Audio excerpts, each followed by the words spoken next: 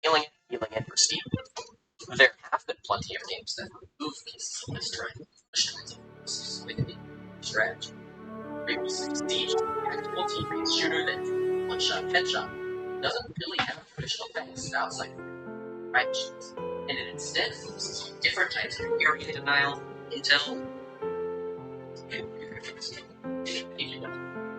stress.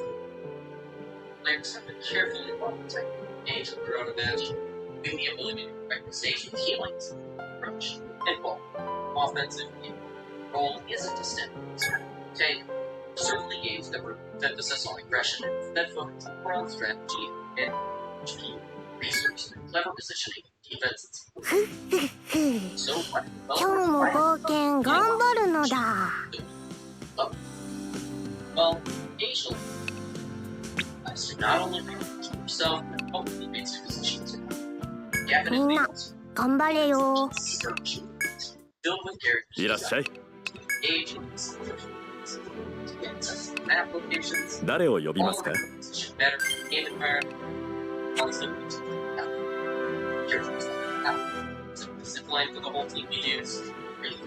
Maybe I should stick to using Reveal team. いってらっしゃい。 Revenant remains the only character who doesn't have an ability to affect おお、お主たちか。何にするのじゃ？ First place, but that's not altering by speed or control. Number of characters, abilities for them that offer team. Speed booster, enemy instructions, ball, taking temporary balls, enemies that trap limits, sending symmetric teleporters, full team, position quickly, and fight. Lifting platforms to help his team, usually it's high ground. Now, high positioning falls a little too support that. It's a stage separate thing. Especially character. There's no items for lowering encounter rates? Fuck. So, I don't think なんじゃ？銭を貯めたらまた来るのだぞ。 Is it completely no way, no how, straight up impossible to manufacture a new way to interact with mechanics on weapons or support? No. At least it wasn't about what you see on the screen. And out of all of the shields, it's professionally trained, blooded, and almost are support. But if everything runs off, your bounty is. That means we actually successfully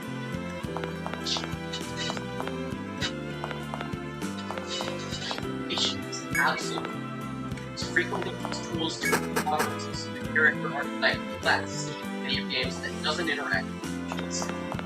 Knowledge is knowledge of your enemy, which previously focused that. Characters that are safe. Positions, defenses, team compositions, resource usage. Recent trend in team games that break free straight up. Communication. Teammates has always been important. Team games, these characters noticeably better. Realizing this need for information spreading, dedicating a character to this role. 6. Legends.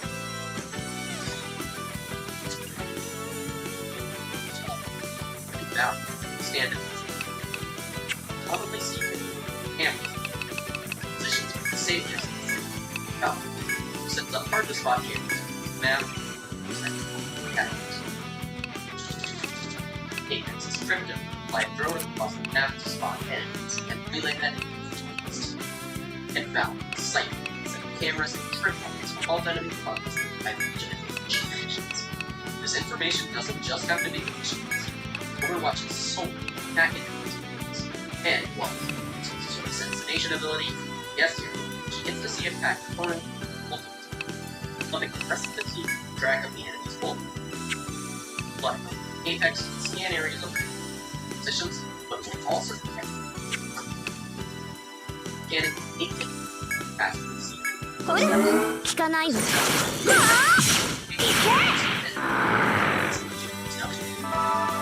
Getting game player information gathering also allows you to eat counter Rainbow Six Siege has one natural.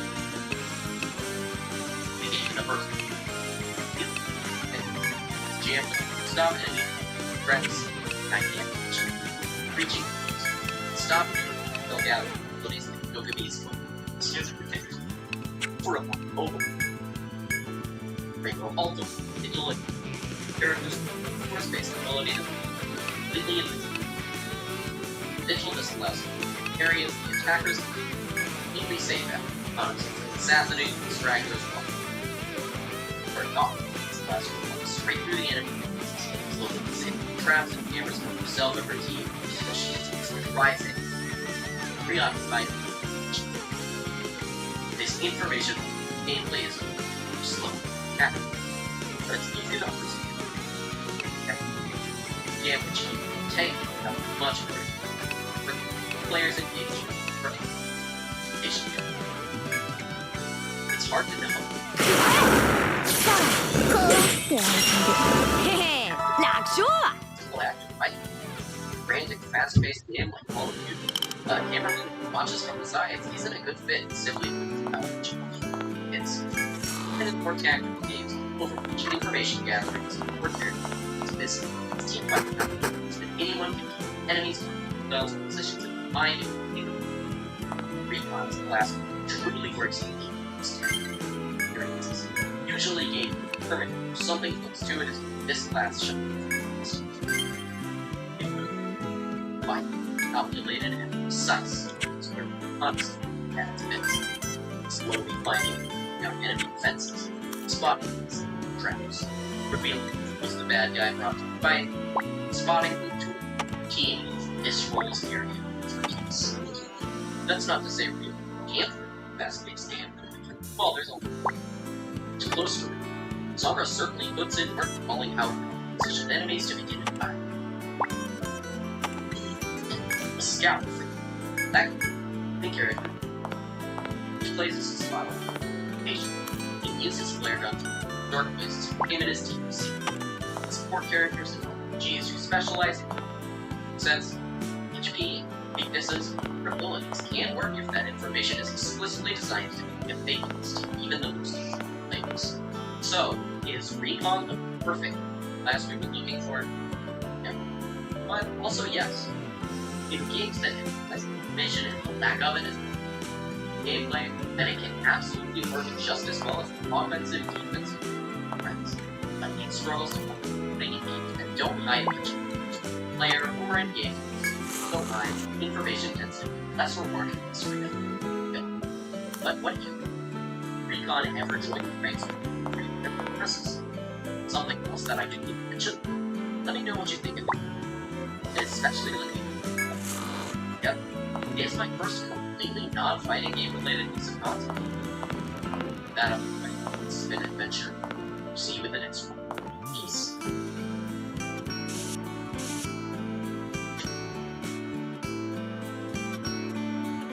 今天呢是觉得测评第58期狂击行者瓦尼拉的觉得全方位测评。首先，瓦尼拉作为靠生命值计算伤害的角色，因此面板白石也是目前生命值最高的角色，满级满好感足有7812点，地崩还要高出90点。And today we're talking about Crystal Boys, the best one. We're talking about browsing into darkness. Today's going to be interesting.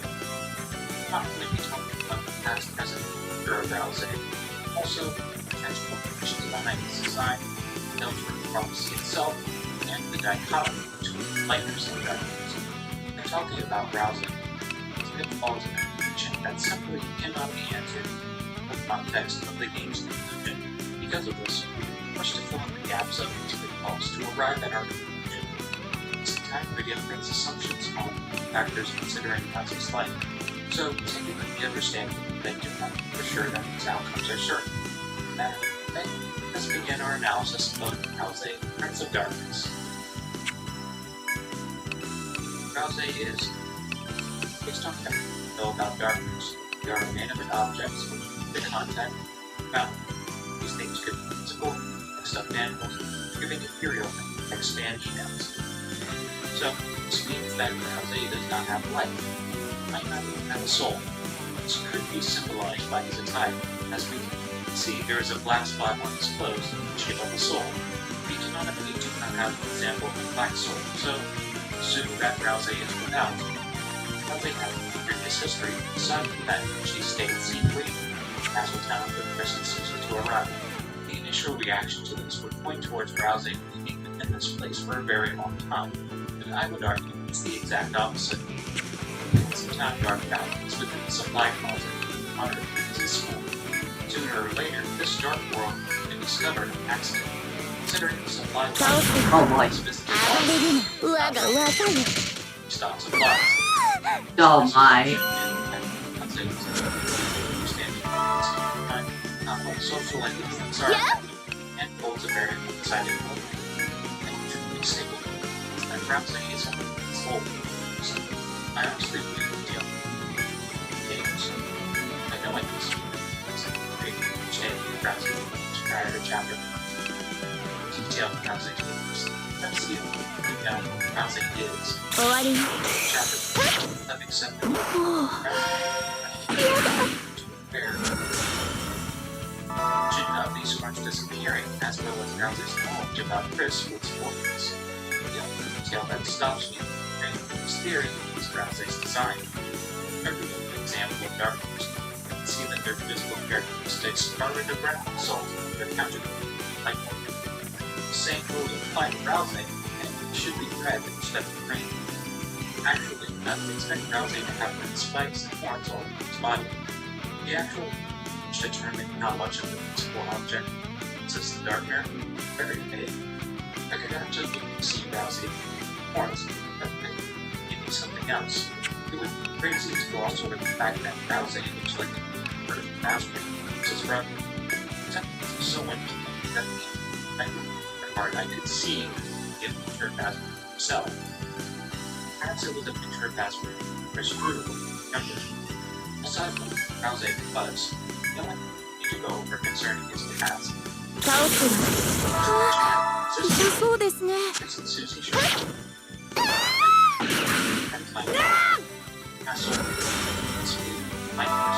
Perhaps even watching How am I supposed to deal with this guy? Yes. I would like to take the time to describe a suit and natural. A defender seems really useful to have here.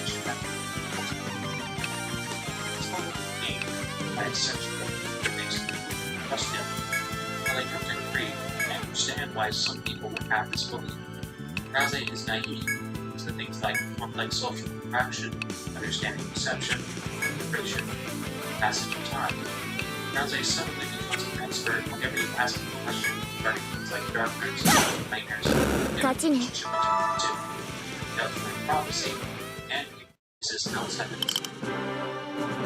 As different in the why. That Raleigh doesn't understand attribute life experience. This is one of the reasons that Raleigh is so young. Easily understood. I believe that this is to say that Rouse has a mentor. The teacher has given Rouse the information he has, all the mentor has deemed essential. Whoever is giving Rouse information, it is clear that they did not give the information to deal with the events of Susie. I found so we can understand Rouse's story in Chapter 1. Rouse believes that his job as the darkness is very important. He has very specific rules regarding the formation of friendships. And because of this, Rouse was a very personality. Rouse is super consistent. Nice doesn't guarantee that the first time we see Rouse is when he's in his face. Rouse explains later on he was hiding his face because he was worried how specifically he acted. This not only tells us that Rouse is aware of how much he looks like his brother, but also how is aware that this might be set by this. It can also be a self-consciousness. Rousey is eager to make friends, and as someone so young, to make friends. Self-conscious overall about how it looks. His mind, Chris and Susie are too big and strong to disabled. He desperately wants to make an impression. This is the first time since Susie. I wonder if that bee told Malsa, "Do you like jazz?" Clowns or light rippers. Rousey, as far as we know, is a doctor and can exist within a dark room, as he can transform back into an object. Despite this, has vivid and accurate knowledge of the outside world. Directors did outside world as well. What the hell are you? Highlights of the spot which most doctors possess. After that, certain that Rousey in fact pursued this third party, considering how naive, innocent he is, and can see any other possibility other than that Rousey was told this information to someone else, someone he trusts. That the true reason why now until this conclusion. So then, considering this is the most amazing explanation I can come up with. ほら終わり。貴様の自由はもらうぞ。自由を奪われたか。僕は何を。Comes out, got wrong. Correcting himself. Coming back to him, Rousey was time on his Chris and Susie, his castle. His speech, which he practiced many times. ねなれ分かってよ。 There's the idea of Rousey. Distinction between Rousey and simulation. To a certain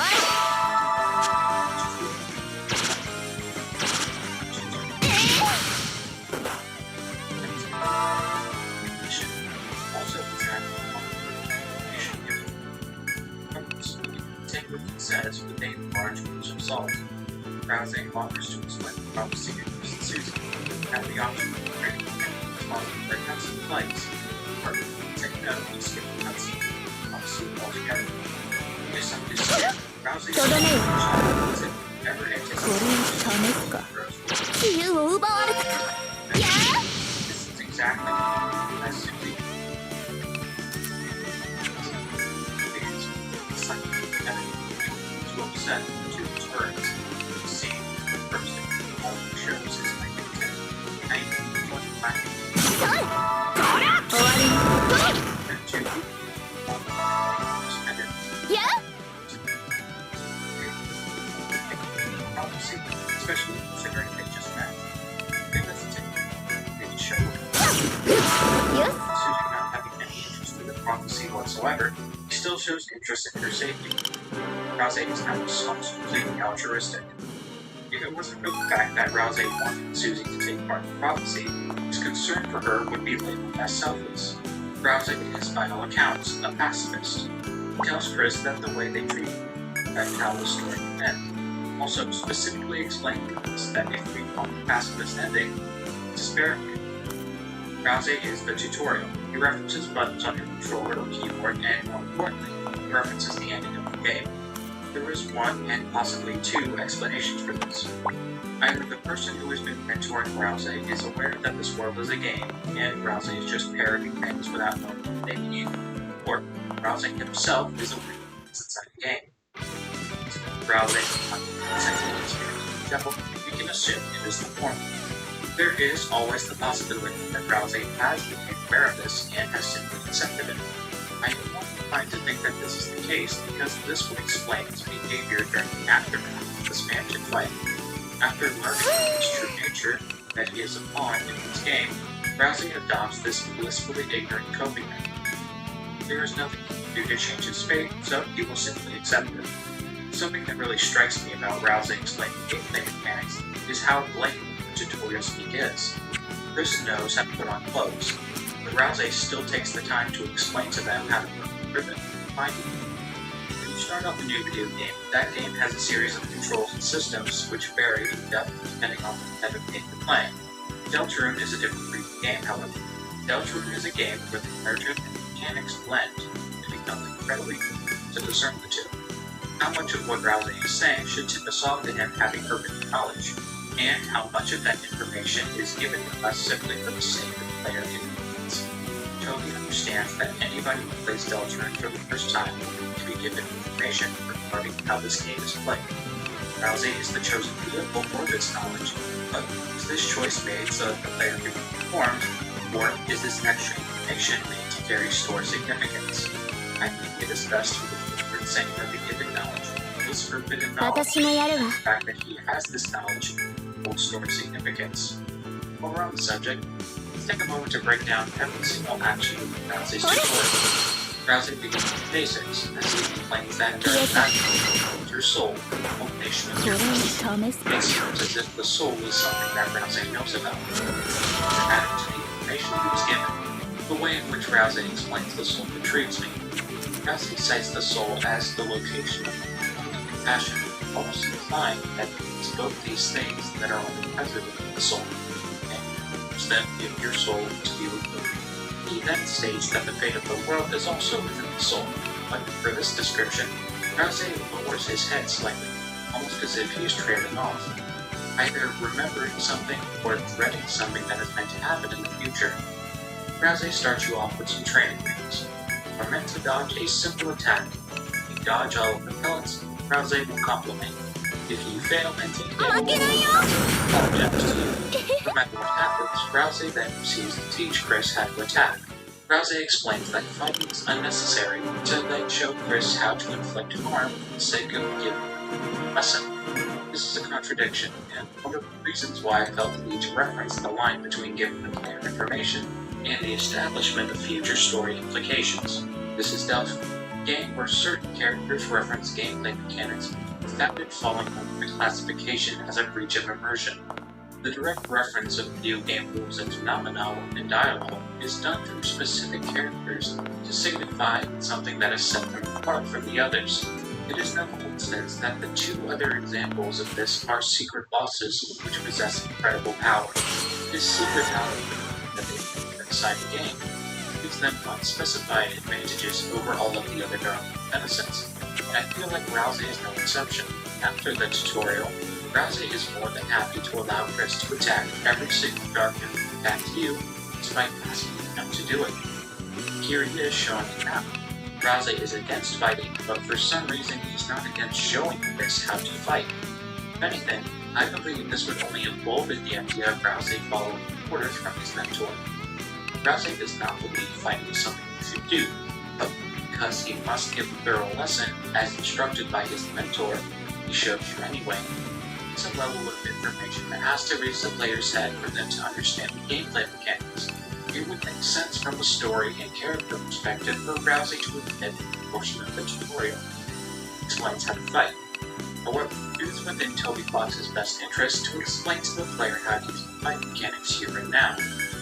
For him, my explanation for Rousey contradicting his message of not fighting, teaching Chris how to fight, would mean that he's given this information to pass on to Chris.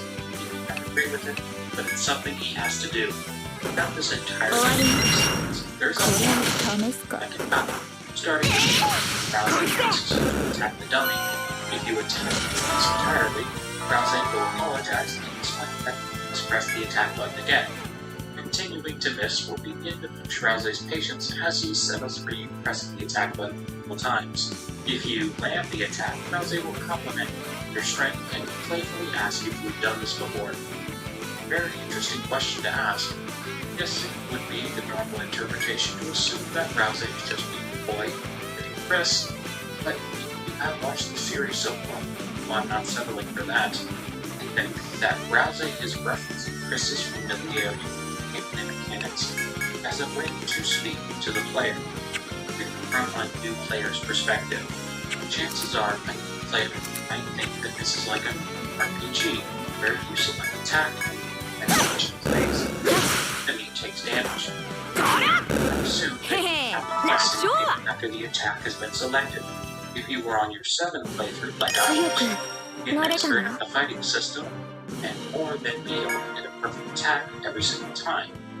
In the standby phase where Rousey wants you to do something specific, you have the freedom to select any option in battle, continuously attacking the dummy that Rousey believes you don't like him, and even offers to let you hit him if you feel like it. The first reference of a potential toxic trend in Rousey's relationship with his friends. Sparing the dummy before the fight is over will make Rousey accept that you understand the basics and end the fight prematurely. This trend follows with interactions such as continuously missing. This is really just to highlight that Rousey may be accommodating, but he does have limits to his patience. Hugging Rousey multiple times will tend to admit that he has never been hugged before, and only once had hugged the dummy. Find that Rousey had reversed this tutorial before as well. Action, instead of casting Pacify onto the dummy, Rousey confused. Wonders if humans are not even allowed to ask someone else to cast a spell. This offers a nice bit of world building. Magic was something that was briefly mentioned in Undertale, and seemingly magic has similar rules within Deltarune. Magic is something that exists in the Dark World and can be used by Darkners. According to Rousey, spells cannot be used by humans. This limitation is specifically for humans rather than Lightners. The most interesting piece of fourth wall breaking craziness in this tutorial comes when Rousey explains the defend mechanic. Then you build this resource called TP, Tension Points. These can be used to cast the previously mentioned spells. Rousey takes his explanation a step further by referencing the bar. Say that again. Rousey says to watch the big orange bar on the left. Tell me, dear viewer, what is wrong with that sentence? Exactly. The bar is behind them. Don't get me wrong, this is not the nitpicking dialogue. What? Relation, if I have ever seen one. Slip, if you mistake that Rousey makes, is talking to Chris. This lesson isn't for Chris. This lesson is for us, player. Rousey is talking specifically to us. My main question would be, why? Why does Rousey keep up the facade? Perhaps it's because he knows nothing can change. Perhaps he was specifically told not to talk to us, and to only address Chris directly. Either way, this will not be the first time that Rousey talks to us specifically. I am certain that I missed a part of this tutorial section that tells us something else about Rousey, but I would say it's time we move on for now. No matter how well the lesson goes, Rousey will give you a manual which explains the combat system. Attempting to read this manual will put dialogue about how dense the material is. The only way to actually read this manual is to go into the game files themselves. I was initially planning on using this manual to help with my analysis, but the way I see it, this manual is unusable, simply because it houses things that are not in the game, such as talk option, also says that you can store TP and save points, which doesn't happen. In most cases, material like this could be used for analysis, but considering this was never used in the game, and the material doesn't coincide with the game itself, this unused manual will not be analyzed. What will be analyzed is the fact that if you choose to toss the manual enough times, everyone will be sad by your decision, and he will promise to make a better one in the future. This is another event that continues the trend of Rousey's toxic positivity. At times, for 貴様の example, 自由はもらうぞ Chris and Rousey, 外れね they walk through this massive world. Play through Deltarune. This specific action is when I started to question Rousey and control this. It's this specific action of Rousey. I don't know how to deal with these guys. Holy shit. That or shutting with such great force is either nothing at all, or the most blatant hint in this whole game. For starters, the fact that the door shuts quickly implies that Rousey is physically stronger than having believed. Hector is approximately 3 times taller than him, and each side would require 3 metric Rousey stall. push closed. This hidden power could make sense, as I previously mentioned that darkness with forbidden knowledge like Stanton and Jabal are exceptionally powerful. Either way, he didn't look back to close the door. If it was notion that I would not be analyzing this moment as much as I am. quick lesson in pacing, everyone. Pacing, when referring to storytelling, is a reference to how slowly or how quickly the story unfolds. If something dangerous or exciting like the chase scene is happening, then the story progresses quickly to match the excitement of the situation. The situation is 貴様の攻撃は見 and there are levels of movements and the story is unfolding. そうですね Some other things like relationships between characters, words like the story and creation. Music is a fantastic way of representing the pacing of a game, but we have no team to express the pacing expertly. We have one music that plays during the chase scene much faster than it's after the chase, so you find that it's time to rest. The specific moment feels so deliberate because the music stops altogether.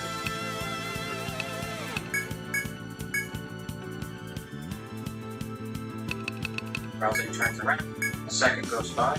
倒すよ See, 我が you see 力よ intentional 敵を撃て我が糧となって生きよ Ultimately, I can only imagine the reason why Rousey stops speaking is because he gets free to look directly at us. He can't talk to us. He can't tell other people about us. For a brief moment, he has the chance to perceive us, so he does. Of course, he swiftly remembers he's not allowed to interact with us, so he shuts the door. Quickly, almost as if he knows he almost messed up and looks into the fact that Rousey would say to us if he had a chance. Rousey and Chris happen to cross Susie, to which Rousey explains that if she intends to get home, the three have to travel together.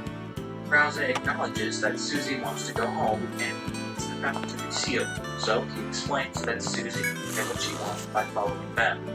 Rousey most likely assumes that despite Susie's reluctance to help people, he can temporarily negotiate the cooperation. This is the first of many instances where Rousey is on the boat of the negotiator, talking out his problems to reach compromise, all in an attempt to make both parties happy. Later, the group happens to cross Lansing after nearly practicing his evil laugh. I did this for Susie, so now let's talk about Rousey's chosen fighters. The legendary heroes, the Herald of Fun and Friendship. Wow, that is a mouthful. You'll notice that the title contains a colon. These are used for introduction, usually preceded by a description. Legendary heroes is obvious. This is literally a legend regarding the Delta Warriors, while Herald of Fun and Friendship describes someone who is anointed with the official job of maintaining fun and friendship. There is such a hilarious dichotomy in this title that Rousey has chosen. Every piece of this title screams the word official. It's just talking about friends having fun together. Two big takeaways from Rousey's grandiose name are that Rousey is specific of friendship, and he believes with all his heart that what he is doing is important. Never had friends before Chris and Susie arrived. As sad as this is, it's obvious that Rousey has a slightly more of what friendship actually entails. He believes that to make a friend, you simply have to be nice to the specific person. The friendship will follow. If I remember this correctly, I touched on this very briefly in the Suzu video. Rousey and Susie are on different sides of the Undertale spectrum, if you will. Rousey wants to befriend everyone, Susie wants to fight everyone. The reason why it's so important for these two characters to find common chapter's climax is because at this stage in the story, they are both extremists without any sort of moderation. I mention this because we can see with all of Rousey's actions, he believes that the friendship is dependent on his actions alone. If you've been around longer than Rousey, you probably understand at this point that it takes two to tango. There will always be people dislike you regardless of how you treat them, and it's not even your fault. You simply cannot control the way that other people feel about you. You can only influence it slightly with your own actions. It is your responsibility to conduct yourself in a way that is kind, but this does not guarantee that people will like you. It's important for Rousey to 貴様の自由は realize もらう it's ぞ not just とどめよ it's more 聞 so かないわ about people これなら connected. Trust. Connected. This is one of the reasons why Susie's eventual betrayal catches Rousey off guard. He believes that Susie will eventually want to be his friend too if he continues to be nice and warm, but he neglects to actually form an emotional connection with Susie. He refuses to converse with her on her level. Now, I'm not saying Rousey is wrong. Rouse. Like I said, he's only days old, naturally. There's no way he would have had the social skills to identify Susie's interests while only knowing her for an hour. The other thing to take away from Rouse's name might be how powerful the topic is. Rouse believes in his prophecy. All of a sudden, his prophecy is something he has to cause that he believes as it goes. His prophecy is something he was made for. He never took the time to think about his life other than his role as a prophet. If Rouse can prophecy, what would he do? Thoughts like it. Finds itself face to face with K-Round. No matter how the battle ends, Rouse seizes the opportunity after the fight to ask Susie to not fight enemies. One of Rouse's desires is for Chris to spare Dark World denizens and Castle Town. What I really want to talk about is how Rouse presents his argument. Perhaps I am simply seeing something that isn't there, but does anyone else get the impression that Rouse is talking down to Susie after the K-Round fight? He specifically says, I suppose you didn't hear me, or find that the reason why Susie attacked K-Round is because she didn't understand what he was saying. In fact, she heard him. He just didn't. This almost gives off the impression that Rouse expects Susie to do sense because he said it. Susie downright refuses to listen to what Rouse is saying and settles for Susie's side. He does try to bargain with Susie and find compromise, but ultimately this is most likely to Susie's reaction. Remember, Susie is still early on in the progression. I explained in her video that what she does is the right thing to do in her own mind. What really struck me about this was Rouse's wording.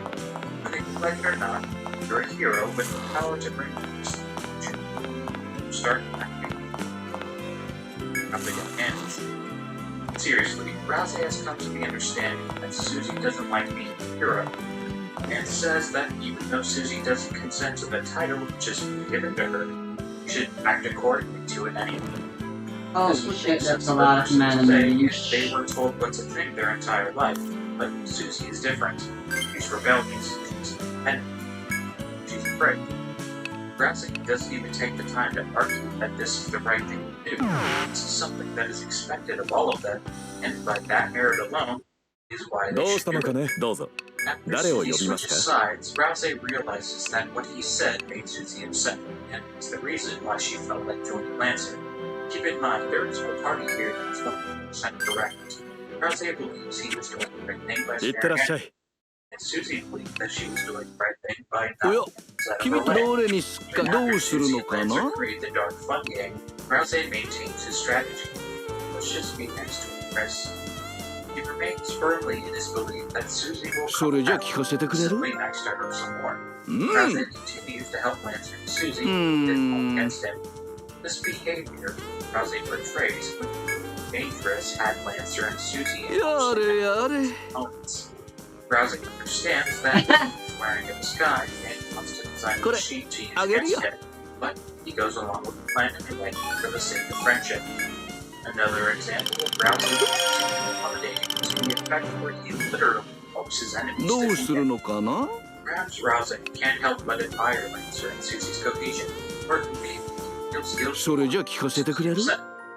As we will see later on, Rouse's drive to help his enemies will almost be as a the group finds themselves captured in Card Castle. Susie escapes. Rouse sits with Chris to tell them to think very hard about Susie and what perspective changes to Susie. Talk about these sequences in Chapter 2. So for now, let's just skip ahead to the top of King's Castle. The king is beyond upset that Lancer has failed to kill the Lightners. On top of that, but then make their way to his castle, before moving on to the moment which twists Rouse's world. I wanted to take a second to analyze the dichotomy between light versus darkness. The overarching story theme of light versus dark is simple, easy to understand, and yet very ambiguous. Light and darkness could be interpreted in many different ways depending on the person, as these concepts are very abstract. As we need light to observe things, darkness could be interpreted as emptiness or possessing them, or even the lack of information. There are many definitions for bird, but interestingly enough, some definitions use the concept of the other to describe itself. 取引成立じゃん。 Definition of dark, that's the absence of light. This has me wondering about the history between the dark and light. From all we have seen so far, darkness needs lightness to exist. As far as we know, a lightness created dark fountain. Perhaps it is this inequality that has made the king so scornful of lightness. Either way, Rousey does not share this ideology. He is aware of the staggering level Pretty bad. have over the dark, and he embraces his role. He proudly states that it is the purpose of the dark to serve the light. Rousey is positive in his place as a darkman. I mean, as can be. I would argue that he is just as ignorant as the Spade King. In fact, running all the darkness is ignorance, lacking knowledge or awareness in general. Spencer was ignorant to ways to fight his foes, was ignorant when it came to the intentions of the knight and what the one actually wanted. Rousey's ignorant to how actual friendships are formed, 装備を変えるのかや to the fact that they 何にするのじゃ何女 like 装備を変えるのかや every single darkman being something. Can't think, considering what they are. Objects brought to light. 何にするのじゃ Darkness, the absence of light, absence of information. The lightners are naturally dangerous. While not being a genius, Susie knows how to threaten me. Noelle is smart in general, and Chris, if theories are true, is painfully う aware that む just a game. I could list abstract ideas 何にするのじゃ all day. The active conflict of the dark is simple. The dark wants what the light has, but will get it. Even if the Spade King to escape, simply turn back playing card. He will continue his quest, blissfully ignorant to the fact that he never escaped this world. They put the Spade King to sell chapter 2, but sell is redundant. I'm not going to. Rousey just put him in there so he wouldn't bother him. This is all more interesting when we talk about how much Rousey knows. He knows that the darkness cannot exist outside the dark world, which is most likely the reason why he needs the darkness to be brought back into this world. He understands that this is all he needs, so he just wants to make a place for his people to live. Maybe that's why Rousey is content with his role, because he's the only one. He sees himself as the bridge between light and dark, so there's nothing more than to between the subjects to live in peace. After using Lancer as a bargaining chip, the king introduced the fun game, the barrage of attacks. Despite the king's proclamation that he is the bad guy, Rousey is certain that the situation can be resolved peacefully. Spade King denounces Rousey's idea, describing his words as simple platitudes, a platitude, or a remark or statement, especially one capable of content that has been too often to be interesting or thoughtful. The king believes that Rousey is too inept to actually understand what peaceful solution is. In the king's own words, the very existence of the lightness goes against his own, has seen the differences between darkness and light, and has come to the conclusion that they would never meet to cross. All lightnings die, and because Rousey has assisted them, die as well. The battle reaches its conclusion when the king can tire himself out. That scene changes depending on how aggressive we were, but the events that follow 装備を変えるのかや the king is fleeing from the fight, appears to collapse, and begins to sing a different tune. Asks for peace. Susie is 何にするの understanding じゃ wanted to trust the king, having gone through a shift in morals herself. He knows that you don't just flip your ideas like it's a coin toss. Susie was right not to trust the king, but things go south specifically because of how much Rousey trusts the king. Not even thinking twice, Rousey perceives the king in pain, proceeds to heal him, presumably to full HP. Without missing a beat, the king attacks all of them. Rousey is so driven with the attack, he doesn't have time to process what he has done. Rousey throughout all of chapter 1 is beginning to have a stake in his friends and friendship in general. There is a technical term for what Rousey has done with his friends. It's called a being The kindness almost led to the death of his first two friends. He is completely warned by this event. Naturally, he apologizes for endangering his friends, but treating about this moment is his words. Which is the trouble, kindness always wins. The statement is true, as much as it sucks. Rousey's entire worldview has been shattered, almost as if he has just been told that Santa Claus isn't real. It hurts.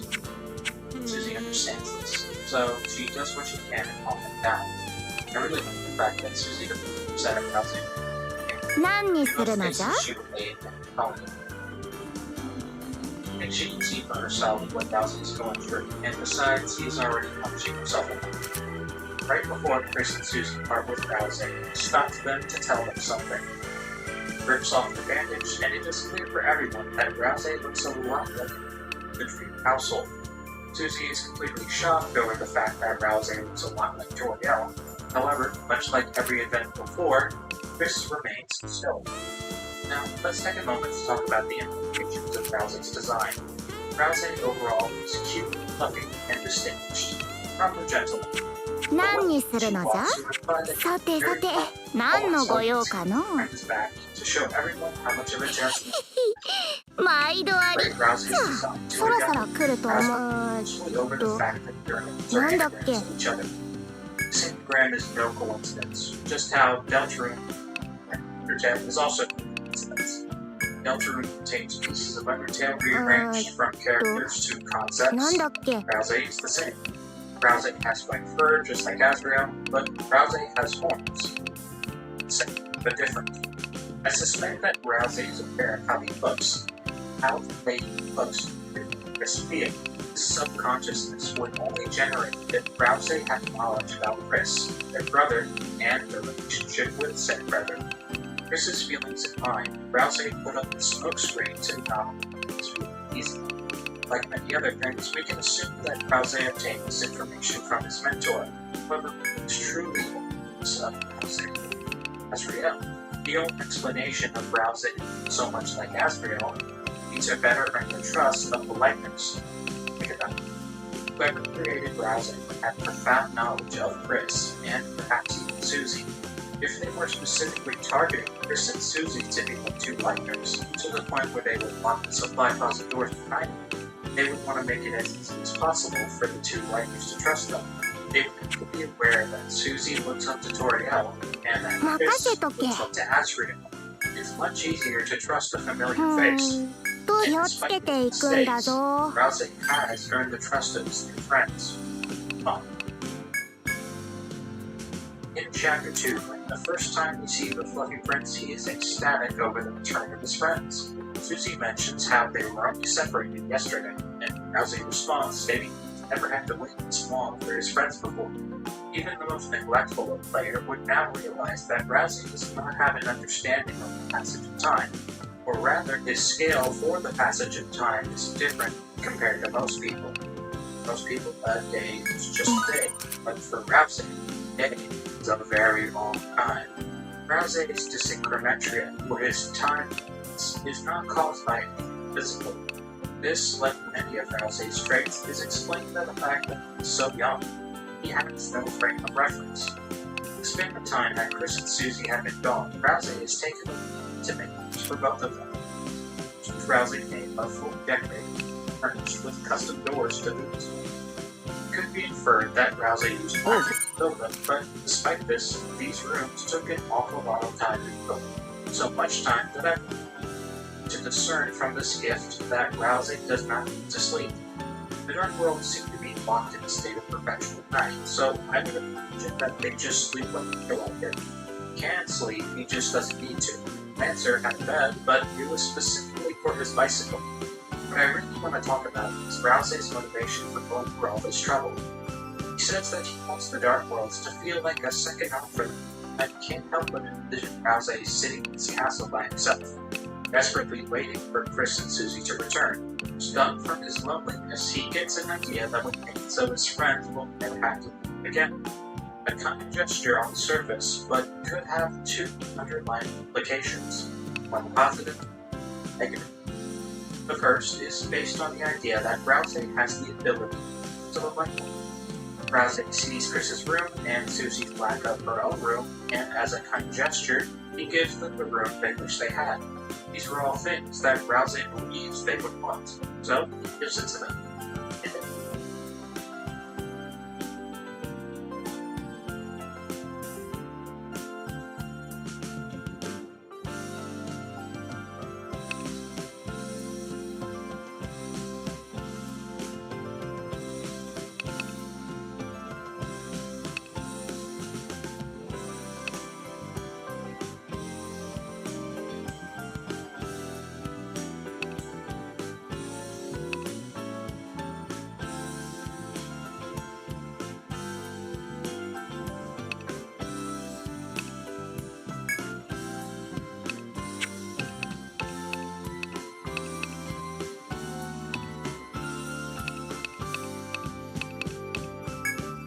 あ The next interpretation is unlikely to be true, but not impossible. The fact that we know that Rouse is lonely inside his realm, and how he values his friends so much to the point where he cares for them, could point towards Rouse having possessive tendencies. Think back for a second when Rouse was trying to tell Susie how to act in Chapter 1. He just met Susie for the first time, and now he's asking her to act according to his standards. え Granted, those standards are not unrealistic. Rouse was trying to get Susie to stop attacking people. But the fact that Rouse is shocked when Susie doesn't listen to him is an indication that he believes by merit Susie should do what he says. Perhaps it's a mix of both interpretations, but either way, it's a lovely gesture and it shows that Rouse wants his friends to be safe inside his kingdom. Later, when Rouse finds out that Susie and Chris have schoolwork that has not been commenced, he becomes borderline irate. He states that the two Lightners are banished from his kingdom until they begin their project. Begrudgingly, they agree to head to the library to start their project. This reaction from Rouse caught me off guard when I read Chapter 2 on the merit of Rouse's change alone. Up until this point, Rouse has been accommodating, passive, and pushover. To be this stern out of nowhere is a very interesting change of pace. On the surface level, this reaction would point towards Rouse being a proud advocate for academia. Rouse has knowledge he most likely obtained from a mentor or parental figure. さて This knowledge allows Rouse to have advantages over his subjects. 探してみま Because す of か this, he has adopted a positive opinion Hey. of importance of study. Rouse values learning. Skipping ahead briefly to when Rouse meets up with Chris and Susie, he states that he felt a dark presence and hurried on them.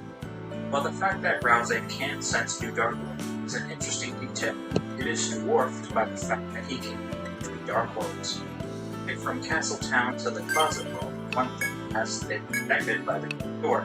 However, this is very different. To be fair, the library is next to the school, but there is an awful lot of foliage in between. This feat has two explanations. Either one, Rouse has a special darkner if traveling between Dark Worlds and magic. 2. Rouse has an uncanny ability to leave the Dark World and maintain his physical form. Simply walk over to the corner. First explanation is most likely the case, although I should mention that the second one is the one that Susie assumes is the case. This is most likely the reason why Susie plays with the idea Rouse joined Light World. However he managed to do it, we can safely chalk this up to another advantage that Rouse has over subjects. Continuing to look at the scene, we get possibly the biggest and most subtle hints that we have ever gotten from Rouse. This is going to be a pretty big accusation, but I have no other way of explaining this. Look at the scene where Rouse talks about a new Dark World. When Rouse says, "It seems like a new Dark World has been opened," he turns and looks directly at Chris. I think that Rouse knows that it was Chris who opened up this Dark World, or at least he suspects it. He doesn't look at Chris before or after. He looks directly at Chris and says this specific line. Susie doesn't even notice this gesture because she's too worried about it alone. But the gesture was there. This was a deliberate choice, and the only explanation I can come up with is the fact that Rouse suspects that it was Chris who opened up the door. The only question is, why does Rouse not do or say anything? Perhaps it's a simple suspicion, and nothing worth accusing Chris of, 何かしら especially considering he doesn't have the proof. Maybe Rouse is afraid to accuse Chris of anything. This wouldn't be the first time that Rouse is afraid of criticizing Chris. In Chapter 1, you have the ability to order Rouse to attack every Darkler you see, and he does nothing. He only ever criticizes Susie. This theory is just conjecture, but I see no other reason Toby would choose to change the overworld head sprite and the talking sprite at the same time. Fun Game X assumes their battle stance and proceeds into the Cyber Dark World. Later on, meet Sweet Captain. Hey, battle breaks out over disagreement. In Susie's video, I analyzed the fact that she had Linus's dance from the Christmas special. I poked fun at myself a little bit under the impression that people would say that I'm overanalyzing things, but actually, people were very interested to see how I analyzed the Chris and Rouse dances. So, do it. However, I ran into a little problem. I have no freaking idea who this kid is. And as it turns out, I'm not alone. Whenever I look up videos on YouTube about this dance scene, the people in the comment section just refer to him as the Orange Kid. I will reiterate, I am not an expert when it comes to the Peanuts cartoon or the comic strip, so I had to do a little bit of digging to figure out who the heck this was. At first, I just thought this was a random backup character, a random design that was thrown in just to fill up space, kinda like these two girls here, exactly the same. You can easily explain them as being twins, but the real reason is that it's just to save the animator some time. Okay, after looking through the entire roster of Peanuts characters, I am pretty sure that this character's name is Five. Yes, no, that's his actual name, given to him by his father. So the story of this actually comes from one of the comic strips. So essentially, Five's father is worried that numbers are taking over his lives, and because of this, he changed all of his children's names to numbers. Because of the strange ideology of Five's father, their real name was taken away from them, given a separate name that is not their own. This child does not have a name, doesn't have an identity, and in a way, Rouse doesn't have an identity either. Rouse confides in Chris during the swan riding scene that Rouse doesn't really know what it's like to be Rouse-like. This could be why Toby chose this dance. Rouse doesn't have a true name or an identity, much like Five. Rouse's name was most likely given by his mentor, or his father, his name being Basber. His name was given to Rouse, but perhaps it doesn't represent him fully. I think this will be the summit of Rouse's story. I think Rouse will find his own name, and find his own identity. I think eventually he'll do away with Rouse, a name that better suits him. Now let's move on to Chris's dance. Thankfully, I didn't run into trouble at all when I was interpreting Chris's dance. Chris does this kick dance that is taken directly from when Snoopy does it. For starters, this could be representative of the isolation that Chris feels living in a town filled with monsters. Much like Chris, Snoopy was adopted into the Charlie Brown family. Walks and dances like him, but talks just like Chris. There's even this part in Chapter 2 when you're exploring with Noelle. If you jump off of this button, Noelle makes a joke that she has to treat you like a dog. The parallels between Snoopy and Chris make the most sense compared to the other two dances. After looking over some Charlie Brown clips on YouTube, I found the moment that Charlie Brown adopted Snoopy. This was a really hard door to find.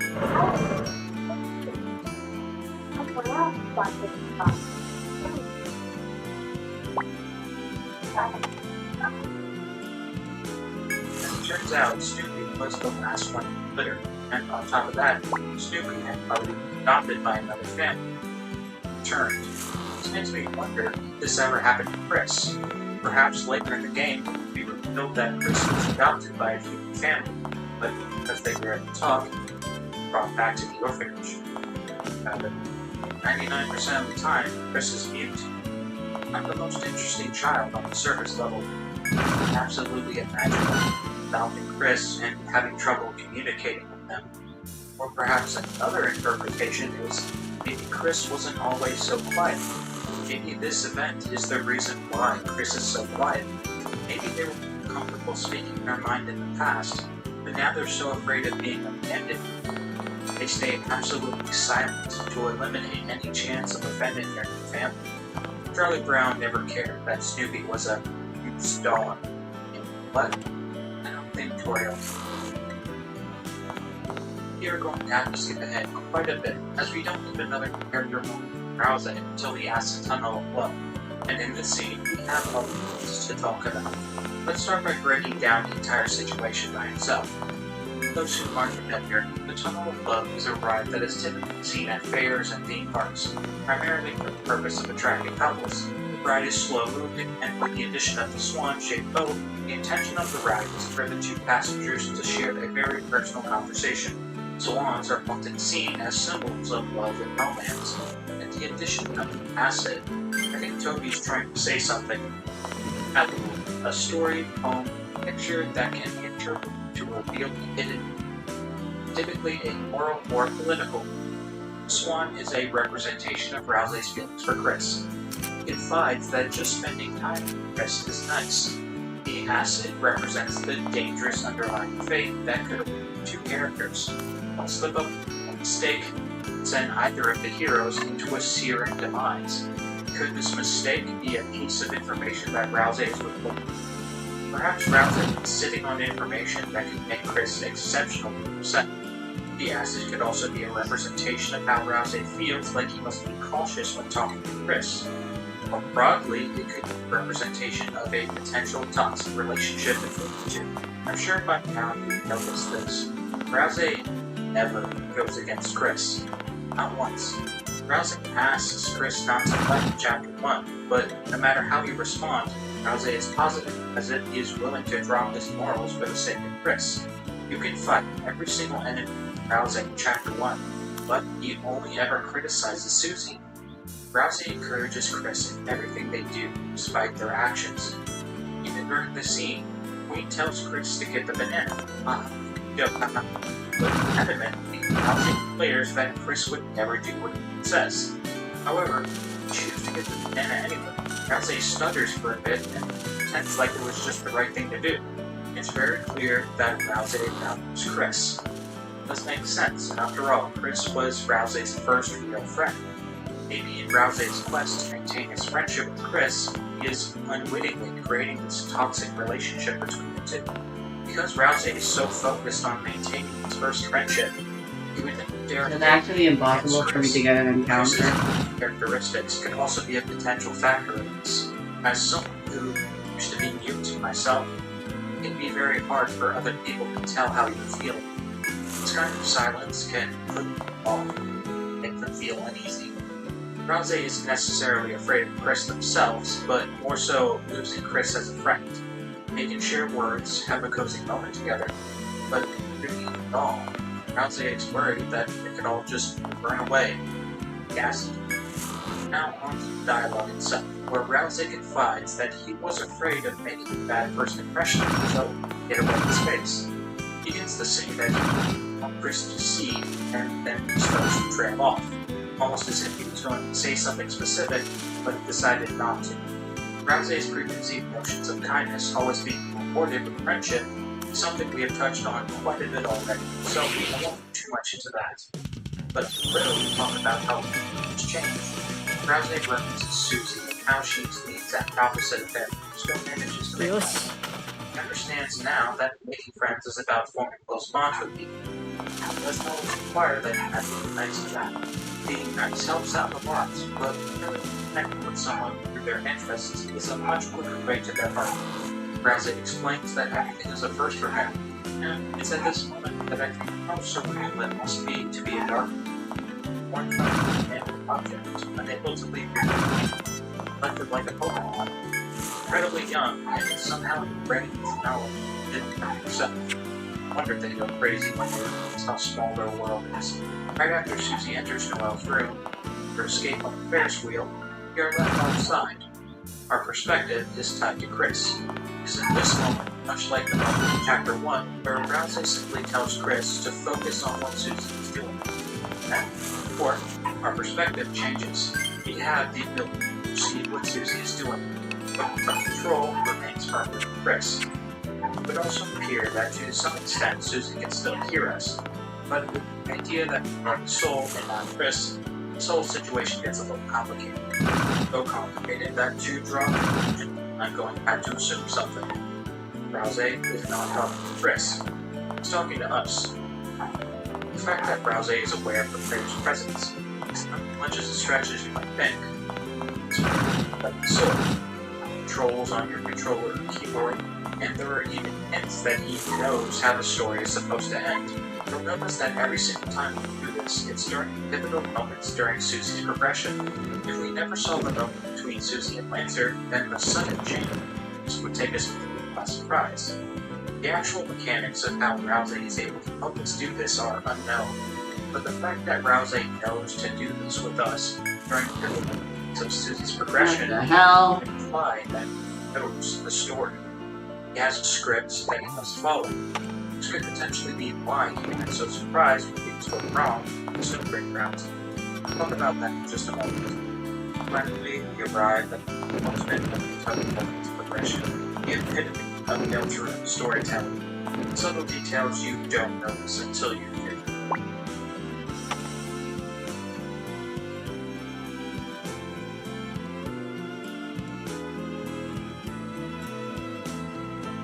Yeah, now this is character growth. No longer will Rousey cursed with dragons, bones, and strong muscles. Okay, no, seriously. After the fight carries Rousey's significance and story significance, rather devastation was Rousey's actions. But now we have the added context that this devastation caused by specific things. To stop Ridley from Dark World, Rousey tells everyone that the Roaring and the Titans will destroy the world. Dark Fountains are left. Discriminate. This added context means that there was a prophecy that Rousey chose to withhold. Because of this, we can only assume that there's even more to the prophecy. The obvious answer to Rousey and Titans from Chris and Susie is that he didn't want to scare them off. It's clear that the way he talks that he sees this initial change as a big sales pitch. He wants to make the two writers feel like they're part of something important. Rather than asking Titans will probably make the sales pitch unappealing. I wonder what else the prophecy entails that Rousey is not telling me. While we're on the subject, let's talk about this prophecy. The story goes, three heroes will appear at World's Edge. Presumably, this is referring to the Dark World's Edge, the boundary between two worlds. Monster and appearance from the dark materials. Vague, but not the most vague prophecy I've ever heard. It's actually funny, when Chapter 1 first came out, I had a theory that Answer was actually supposed to be the third hero, and that Rousey was wrong to assume it was him. I thought of this theory because Rousey is a self-proclaimed prince with subjects. Answer is an actual prince. The actual mechanics of the prophecy are simple. If more than one dark fountain is opened up at a time, the balance of light and dark will shift. Eventually, the Titans will emerge from the fountains. This turn of events appears to be bad for both Darkness and the Lightnings. It describes that the Darkness will eventually be crushed by shadow. Seems like a strange thing to happen, considering they're made of darkness, but then again, it is possible for people to die from watching it, so digress. Before we move on to the future section, let's briefly talk about Rousey and Snowblade Mountain. Really change come from when they are about to enter the room. In a regular route, Susie enters and Rousey does this Chris meditation thing, and you can see the scene from Susie's perspective. Here, Susie enters the room, and Rousey tries to initiate the sequence with Chris, but gets no response. Chris simply looks them, and Rousey is content with waiting a couple seconds to try again later. Susie later comes out, and Rousey is completely shocked. As far as narrative deviations go, which gameplay elements are directly referenced, Rousey is the biggest culprit of this. But here, Rousey is surprised by the occurrence of events, as if someone has flipped the script. If this was a normal event, he would simply acknowledge Susie, turn, and carry on. But it's his reaction to Susie coming out so quickly, which makes him feel like something has gone wrong. It is clear that Rousey is bothered by this audible. It's that Susie is the person responsible for this change, which is why he questions her. Yet we all know that the cause of this audible is the player and Chris's doing. His reaction and his eagerness to get to the bottom of this change is a telltale sign that Rousey has a lot more preconceived notions than should have thought. This all points to the fact that there is a strict set of events that Rousey has been informed of and is expected to carry out. If there is a deviation in these events, Rousey takes it upon himself to sniff out the cause and identify the trigger. But, as I mentioned before, Rousey could never go against Chris, at least for now. The story of the fluffy boy Rousey is far from him. This little ball of fluff has a ways to go, and I think he knows it himself. I think the reason why there's so much mystery surrounding him is because his very identity is a mystery to himself. Swan Ride explains this perfectly. Everything is a first for him. He is a complete person with his own set of needs and understandings. He simply haven't developed yet. Now, in the future, you get a whole chapter dedicated, and that he will decide what his role will be in all of this. Rousey believes that his future is set and he cannot change his course. But as he said to Chris, what's this matter? Rousey's story about finding something eventually happened which will question his purpose. This event will cause him to go against the wishes of his mentor. That moment happens, where Rousey cannot sit by and let his friends suffer, and then he anticipates, in turn, and at us, warn us that they intend to do. Rousey will speak to us because he knows that it is us who truly have the power to end this. Rousey will speak to us either Chris or just speaking out loud, explaining that he needs to do something to make sure his story has a happy ending, very similar to what Flowey did. There's a reason you can see our name written in the castle tablet. This world wasn't made for Chris or Susie, it was made for us, and the eventual fate of this world are in our hands. In the creation of the Snow Grave House, we don't assume that we have two choices to make. Choose to treat this world with respect, get the fate will come in, like Rousey knows is going to happen. If we don't do that, I suspect that Rousey will eventually catch on, trying to stop us. Rousey will be the final boss of the Snow Grave House. Choose to not respect the lives of these characters. I suspect that Rousey is going to be the one to put us in our place. But no matter what our decisions will bring, Rousey will make the choice to define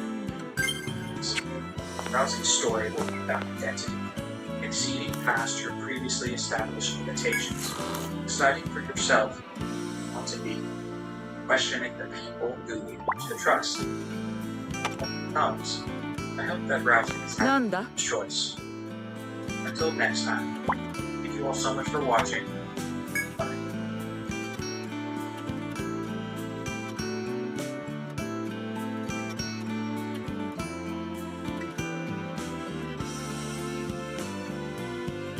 Dualistic clovers and prankster Chris Dreamer. This video kicks off a brand new series where I am going to be tackling the entire main cast of Deltarune. They are, what they want, and potentially where they will find themselves in the story's conclusion. Throughout each of these videos, I will amass and analyze everything we know about the characters so far, and along the way, maybe we can hope to understand them better. Before we begin, yes, I understand that Deltarune is barely completed, and anything that we can discern from the first two chapters could very well be recontextualized upon the other chapter's release.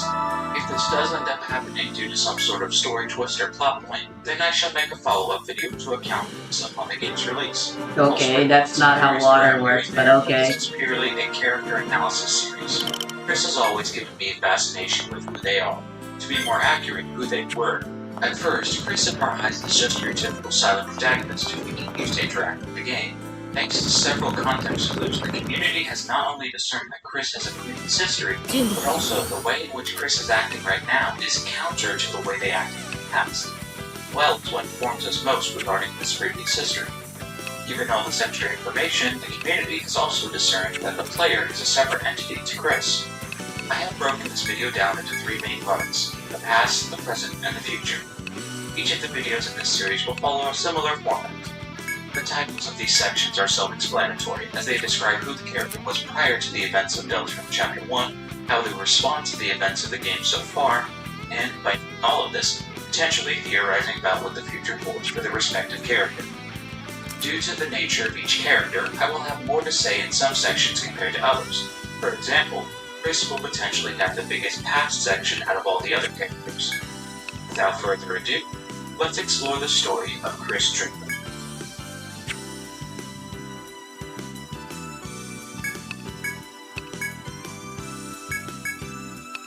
The friendship between Noelle Holiday and Chris Dreamer gives us a wealth of knowledge regarding who Chris was prior to the events of Deltarune. From entries in the Spamton sweepstakes, we know that Chris used to spend time at Noelle's house very often, seemingly just the two of them. While I am not completely ruling out the alternative of Noelle spending time at the Dreamer household, it does seem like more often than not, it was Chris that spent time with Noelle. I am intrigued at the reasoning of why this was the norm rather than the mix between. Noelle makes the assumption that Chris wanted to play the piano at the house. Noelle at times also questions if Chris even comes over for her sake, rather than to just use the piano, an idea I would disagree with for one big reason. Whenever Noelle would come close and listen to Chris play, Chris would immediately stop and come back to join her. The way Noelle describes the events in his post, it seems like at times, Noelle would just leave Chris to their own devices and listen to them as they played the piano, sometimes for hours on end. This all seems very strange, but I think we can find a passable answer. Disclaimer: not a psychologist, not a professional, just making conclusions on research I have conducted. What would compel Chris to play the piano for hours on end? Noelle describes Chris's behavior as suddenly stumping. Noelle describes that Chris would suddenly stump out of nowhere and stare off into space, as if they were remembering something. There's actually a term for this. It's called an absence seizure. I used to get these when I was young. Absence seizures usually occur in children aged 4 to 14. It's a short-term period of time where someone stares blankly in no particular direction. You're completely involuntary. You're just sitting down or standing, minding your own business, not doing anything that requires too much thought, and suddenly it's just like all the lights in your head get turned off. What I've gathered, there is no explanation for them aside from abnormal brain activity. Also, you'll get to get this. The test that's used to monitor brain activity is called an egg test. Egg with 2 E's. It's called an electroencephalogram. Geez, that's a big word. This doesn't really have anything to do with my theory, I just thought it was pretty fun. Absence seizures have also been known to link to stress, and after learning everything I could possibly learn about this, I would say that Chris has a very stressful life. In the library, we see there's a book titled How to Care for Humans, and upon reading the back, it says that Toriel had withdrawn the book multiple times in the past. Assuming the book has a general knowledge about humans, we could assume that Toriel has a similar level of knowledge that we do, albeit with some gaps. Perhaps Toriel simply chalked this behavior up to stress, and to give Chris a way to make themselves feel better, they had Chris learn to play the piano. Learning to play an instrument can be known to help relieve stress, but until you solve the actual source of that stress, you're going to find yourself putting a band-aid on a scar situation. Stress could very well be a contributing factor to why Chris is having brain activity, but it seems that whatever's causing the stress was never taken care of or processed. This is continuing to happen multiple times. The most notable culprit of Chris's stress would have to be the passing or the abandonment of Chris's original parents. Clearly, Chris is an orphan in a small town filled with people that are not of their own kind. Chris is alone in more ways than one. Being raised in this manner would have been accompanied by its own set of challenges for parent and child alike. Then, couple that with the effects of divorce, would spell a recipe for a lot of stress. Psychological trauma from divorce can be mitigated in children by taking the necessary steps. Examples include communication, support, making sure that the kids are not coming to middle disagreements, etc. Unfortunately, after seeing the way that Toriel acts towards Asgore, I do not think any communication has transpired. I'm not saying that Toriel is a bad mother. She clearly loves Chris and Azriel. What I am saying, with the way that she is presented so far, she seems like she is just ignoring her problems, and this denial is having an effect on her children. To be as fair as I possibly can, we still don't know what transpired to prompt the divorce, but unless it was something genuinely terrible that Asgore did, I really can't excuse how Toriel simply tries to ignore Asgore. Asgore clearly still loves Toriel, and when he asks Chris if they want to go home dinner when Asriel comes home, it seems like he regrets the divorce. Toriel seems to have nothing but contempt for Asgore, and she's not afraid to show it. Visiting Asgore in Chapter 1, he gives Chris a bouquet of flowers for Toriel. If you give them to Toriel, as requested, she almost looks like she's insulted. Maybe coming back, it's hinted that she immediately threw them into the garbage. In Chapter 2, we see that Toriel and Asgore happen to cross each other at the supermarket. Asgore tries to strike up a conversation about the same topic. We help only Melly find a better route. Postpone the conversation to when Asriel comes home. It's very clear that Toriel doesn't want anything to do with Asgore. She is civil and nice, but it seems like she is reluctant to even carry on the conversation. She also seems to refrain from explaining to Chris how she feels about the flowers. It's very clear that Toriel is happier now that she is divorced, that Asgore is not. He's trying to rekindle old flame, but is unsuccessful. I can't help but think that the reason why he's still trying is because Toriel has not properly conveyed how she feels. Admittedly, it is difficult to tell someone that you don't love them. You probably never will love them again, especially after raising 2 children. But it is a conversation that needs to happen. There's always the possibility that Toriel did have this conversation and Asgore simply doesn't want to listen and respect Toriel's wishes. The reason why I think the conversation didn't happen is because the way Toriel reacts to the flowers. In the supermarket scene, Asgore offers Toriel more flowers, but instead of denying them, she pretends that she's busy and she has to leave. She's ignoring the problem, hoping it goes away. Chris gives Toriel the flowers. This would be a perfect opportunity for Toriel to talk to Chris about the divorce. This would have been a great time to explain to her child why she doesn't love their father anymore, or at the very least, communicate that whatever happened, A, wasn't Chris's fault, and B, never come between her and Chris. Both of these things are very real fears that children have when their parents split up. Another example of Toriel not properly communicating with Chris would be the headband. She references a red headband that had horns on it, which Chris would wear constantly. Toriel bought this headband because at one point Chris asked her when their horns would grow in.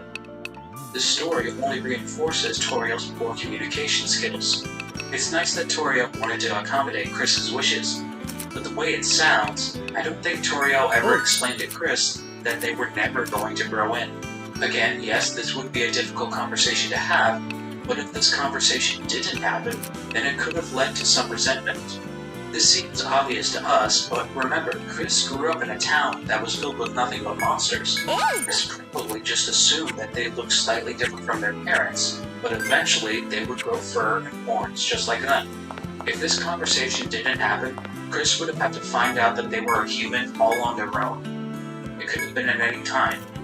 They were reading a book and saw pictures of humans inside it, when they saw a group of humans visiting town one day, while they were watching TV, or maybe it suddenly came to them when they were sitting in class, or maybe it was around the time when they were visiting Noelle, and all that was going through Chris's head afterwards were, why didn't my family tell me? Now, of course, you could always argue that they did tell Chris, but as the story has been presented so far, I don't believe that's the case. I think Chris had to figure it out all by themselves, and when they did, they felt awful. They felt like they had been lied to their entire life. Potentially, they even felt angry with their parents for just letting them continue to think that their horns would grow in.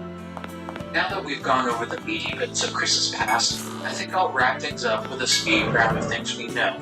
Chris for a time was also known as a mischievous prankster. Their pranks included climbing up into the holiday light fixture, hiding under Noelle's bed, putting ketchup on their arm to trick Noelle to think it was blood. As far as I can tell, these could have just been instances of Chris acting out. We don't have a lot of context for these events aside from the way they are recounted by other people. From the way they describe these occurrences, it seemed like these pranks were just part of the course when it came to dealing with Chris. But above all else, harmless. I suspect we will get a lot more context on Chris's behavior when the game officially releases, which could be sooner than expected. Their past behavior pattern of Chris so subtle that it's mentioned in a single dialogue option. Chris and Caddy used to study the occult together. This could mean anything really, from a hobby of fascination all the way to the event that kicks off the story of Deltarune itself. And finally, we get to the event seemingly only a few months before the events of Deltarune, in which Chris was targeted and bullied by Susie. We'll go more into Susie's potential reasons for why she did what she did in her video. For now, we'll just talk about Chris's reaction to her behavior. I've already made a theory about why Chris doesn't mind Susie picking on them in a separate video. If you want to watch that one, it's in the description, or the pinned comment. Cliff Notes version, Chris understands that Susie feels like an outcast and she doesn't get enough attention from her parental figures, and Chris identifies with this. Chris values Susie's life because Chris understands how Susie feels. This understanding could also grow beyond just family issues. It could also be stemming from sibling issues. But there you have it, everything we know about Chris's past up until the events of Chapter 1. We still have a lot more to go over, only 2,000 words into the script and I haven't even started the game yet. Let's keep it going. This entire section is going to be accompanied by its own set of caveats. Due to the nature of Chris's state within the story of Deltarune, it is almost impossible to confirm that Chris has any say in the events of the story, with a few exceptions. We, the player, are controlling Chris and have agency when it comes to how the game is played. Because of this, we can only really analyze a small number of choices that are out of our control. such as actions that take place within cutscenes. We don't have control of Chris during this time, so we can only assume that Chris, or an outside force independent of the player, is moving Chris. But for the sake of consistency for this video, I will assume that every time Chris moves without the player doing it for them, it's Chris themselves. The first event we'll talk about is subtle, so subtle most people don't even see it. Right at the beginning, as the intro music is playing, Toriel drives Chris to school and holds out her hand to take Chris inside. Chris holds Toriel's hand, but they also hold their head down, almost as if they are embarrassed. Now at first, I thought this was just a small detail to give some more charm to the scene, but it turns out there's a reason why Chris is so embarrassed. They are embarrassed because they know that Susie is watching them. This is actually semi-confirmed later when Susie takes a jab at Chris, claiming they need someone to hold their hand. The first assumption would be that Toriel's affection makes Chris feel embarrassed, either generally or because they know that Susie is watching them. We'll get to the potential jealousy implications in Susie's video. Chris is a human in a monster town. No doubt they are self-conscious about how different they look compared to their parents. I think it's safe to say that at this point they have already figured out that they are not a monster. Perhaps it is simply that they are insecure when Toriel displays affection to them. Perhaps it is not even that convoluted of an explanation. Maybe Chris is just embarrassed because they are a teenager, and it's not cool for their mom to hold their hand when they walk inside the school. This next section will cover moments from chapters 1 and 2, so we'll be jumping around a bit. This is mainly because I'm talking about a trend when it comes to Chris within cutscenes. Specifically, their lack of action within them. There are many instances in Delta Rune's cutscenes where Chris is in peril, whether they are picked up, leaned on, or fall from a great height. Chris's lack of action is consistent for the most part. Susie picks up Chris and threatens them, but they do nothing. Sure, you could argue that they know that Susie would never really hurt them. But what about the Spade King? The Spade King would absolutely hurt Chris given the chance, and he almost does. Chris probably doesn't have the strength of the scene, but they aren't even trying. Then of course you have the end of chapter 2, when Chris, Rouse, and Susie are all captured and beaten. Chris's inaction is even more deliberate. Rule of 3 would support that this is a deliberate choice by Toby Fox. I'm just hard-pressed as to why. Why does Chris not struggle even when they are in potential danger? The way I see it, there could be numerous reasons for this with varying degrees of plausibility. Fair warning, some of these interpretations will get a little dark, so sorry in advance. The first idea that comes to mind is that Chris doesn't want to struggle. As much as it pains me to say, this may very well be because Chris doesn't care if they survive. Like I previously went over, Chris has a lot of baggage to deal with at such a young age, so I wouldn't blame them for buckling a bit under the pressure. I'm not saying definitively that Chris wants to die, but when there's so much going on in your life, maybe the idea of not having to live it anymore can be a little too tempting. People often have a misconception about what depression is, what it actually feels like. Depression is not just feeling really sad. Depression makes you feel empty. Depression makes you feel nothing.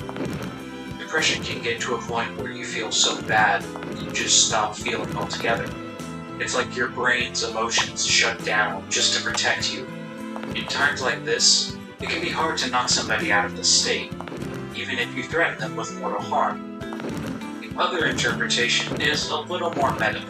This particular interpretation relies on the player controlling Chris theory being 100% true for it to work. So for now, let's just say it is. Chris is being controlled by the player, and they have to know this. Maybe they don't know exactly who is controlling them, but the point is, Chris is pretty smart, and they realize at this point that their world has profound properties that are akin to a video game. Chris is not inclined to defend themselves because at this point they are aware that death is just a setback. They know that if Susie did bite their face off in visceral fashion, they would just simply return to their previous save state. It's kind of like that one movie trope where they relive the same day over and over again, and the later half of the film, the main character becomes numb to the thought of dying. Chris had been playing this game, or even played this game already, but we are taking the used console and our own save file Picking up from where Chris's last save was, think back to the time you played Delta for the first time and Susie was threatening Chris.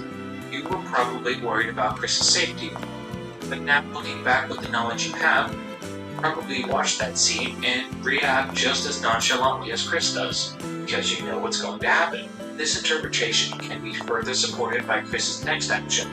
During this cutscene, when Chris is prompted to walk inside the closet, they back away.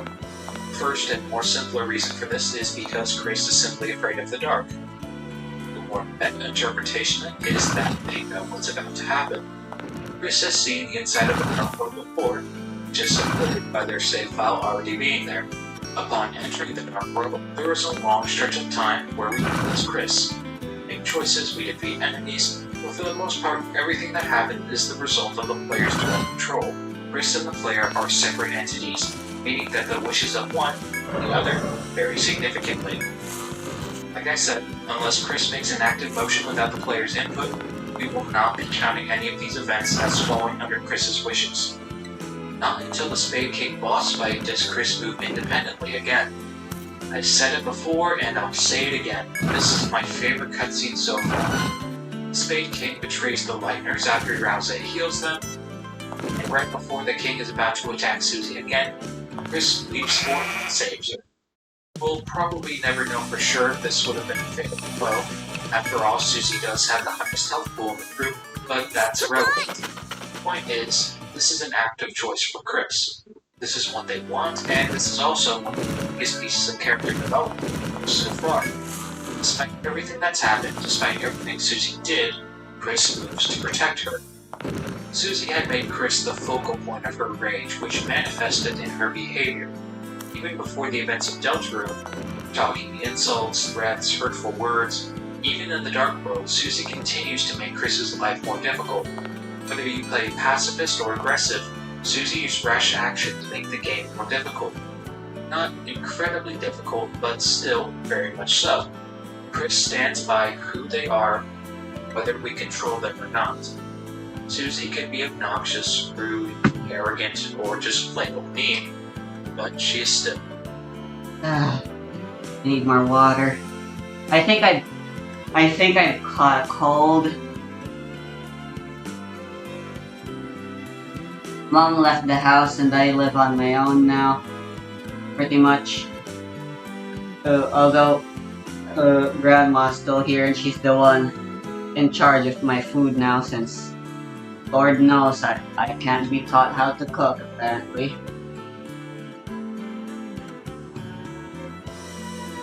I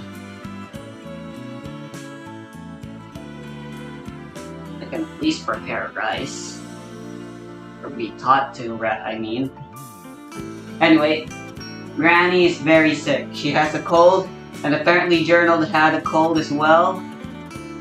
And I was made to frickin' join on the expedition to see them off.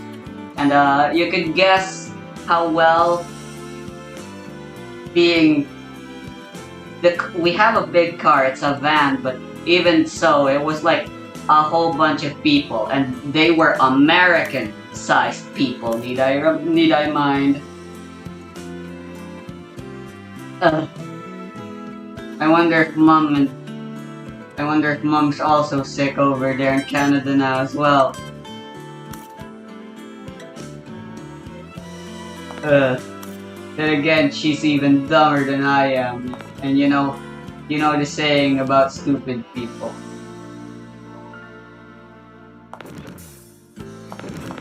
Anyway, if it gets any worse, I'm gonna assume this is a cold, and I'm gonna take medicine. Otherwise, I'm intent to just let this blow off by eating some food, which I'm gonna go right now to do.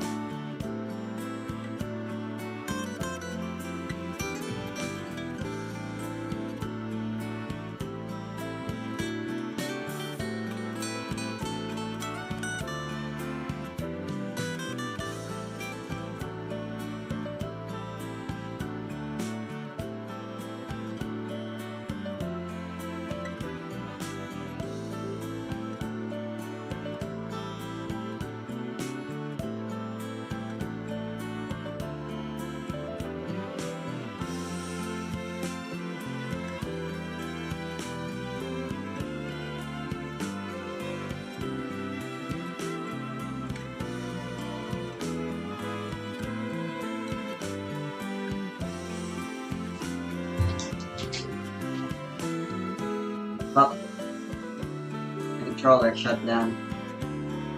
And my constitution definitely is to blame for my current state of affairs right now.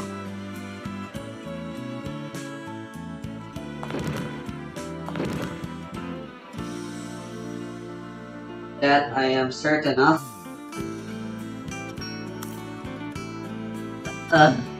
I wish I didn't see them off.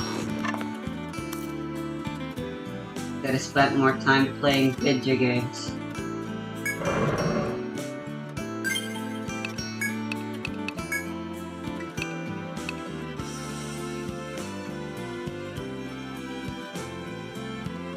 It was a perfectly good 3-day vacation. They had to shorten needlessly. It wasn't even for my sake, it was for their sake. Even that stupid outing as well. So never mind, it really was I really was freaking stolen a lot of my time. Thanks to their stupid selfish decisions.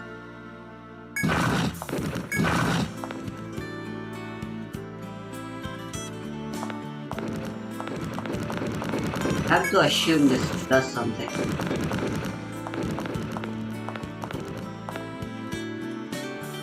It really doesn't. A person, if Chris is able, they will always help someone within their power to help. Chris is absolutely my favorite character. Now we get to the epilogue, and in this section we'll actually talk about both instances of where Chris, let's just call these episodes, instances where Chris's movement change and they appear to acknowledge the player as well as want to open up dark fountains. After everything we have gone over, I believe I can say with certainty that these instances are Chris being possessed. Yes, I know some of you might not agree, but just hear me out. If you still disagree with me by the time I'm done with my argument, I would love to hear any counter-arguments I have that I might have missed. The way I see it, Chris has 3 different styles. The first is that of the player. You move Chris in any direction you so please, and in doing so, you also have the ability to interact with the world, pick up items, and get rid of items. The second form is not within the player's control and remains solely cutscenes. Chris autonomously walks into Toriel's car. They walk to class, they back away from the dark portland, supply closet, etc. This type of movement is identical to the first kind of movement, but the only difference is we have no control over it. In any typical video game, no one would bat an eye at this type of movement because it is commonplace in video games. No one questions why their character is being moved without them, because they are aware that this is a video game. That scene probably requires some repetitive or complex movement that doesn't need the player's input. This isn't your typical video game, however. This is Delta Movement. The tiebreaker between these 2 types of movement is the third one, the one that consistently seeks to remove the soul. Chris moves at a slower pace. The frames in the walking animation skip, almost as if Chris is moving at a lower frame rate than the game itself. During this type of movement, Chris moves independently, but here, the key difference is the soul is outside of the body. All of these different movement patterns to show you that all of them have a different source, and the crux of my argument comes from the end of Chapter 1. As most of you know at this point, when the red soul is thrown into the birdcage, if you press the arrow keys, the soul moves as well. The red soul is directly connected to us, the player. Because of this, we know for a fact we have no influence on the third type of movement.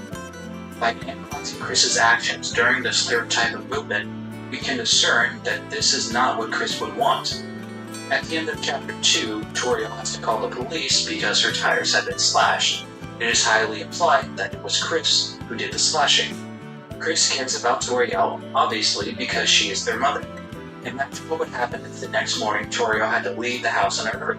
So quickly, she didn't realize the tires had been slashed, and when she was pulling away, she lost control of the vehicle and ended up hurting herself. If you really think that this is Chris doing this, just think to yourself for a moment. Would Chris really endanger Toriel's life? Also, just think, if Chris truly just wanted Susie to stay a little while longer, all they would have to do is just ask Toriel. I'm almost 100% sure she would have just said yes. Remember in Chapter 1 how ecstatic she was as she learned that Chris found a new friend? She went from so angry she was going to punish Chris to, okay, it's alright, just go to bed a little early tonight.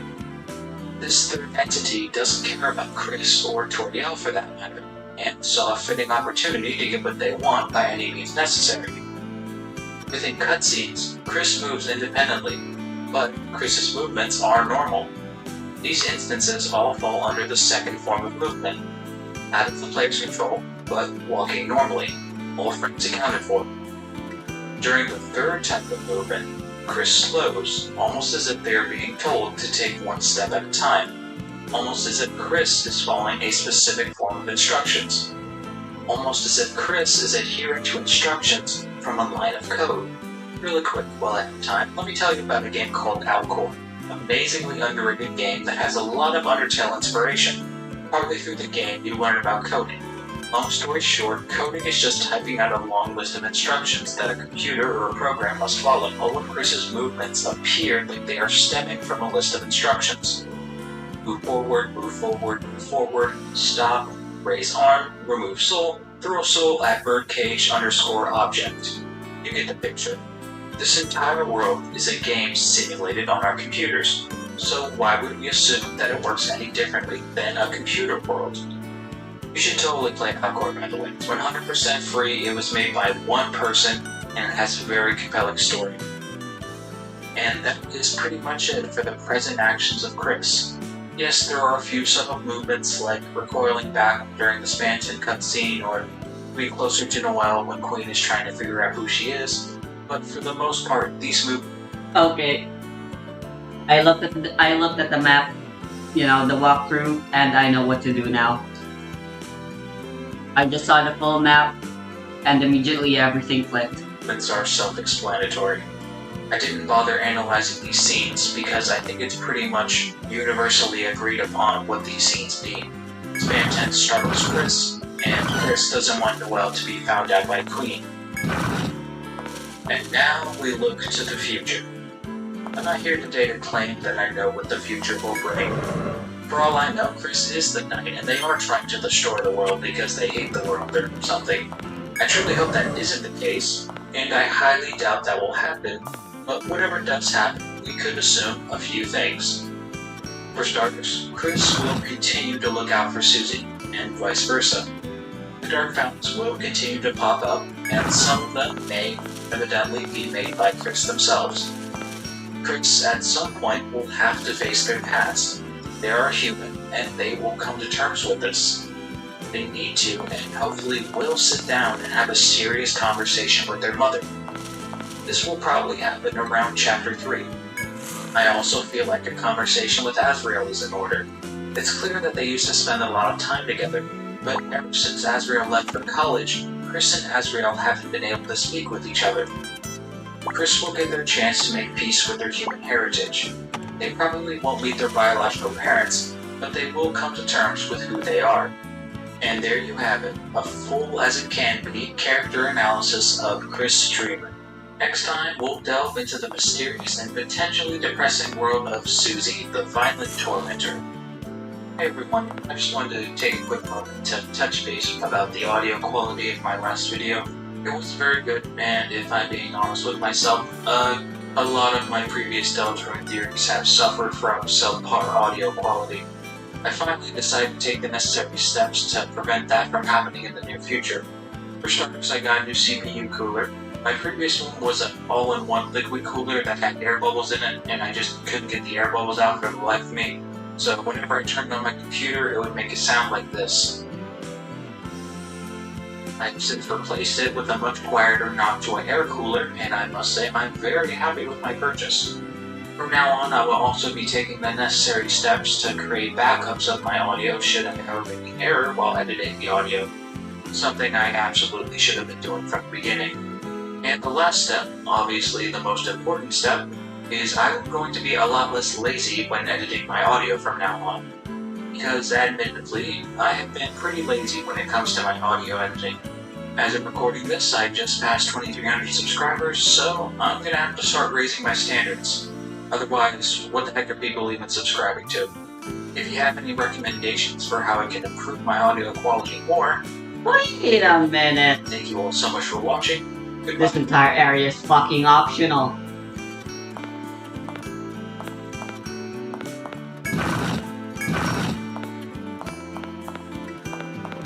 There are no staircases leading forward here.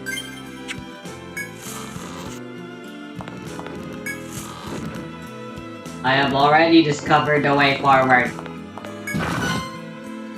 It's through this motherfucker.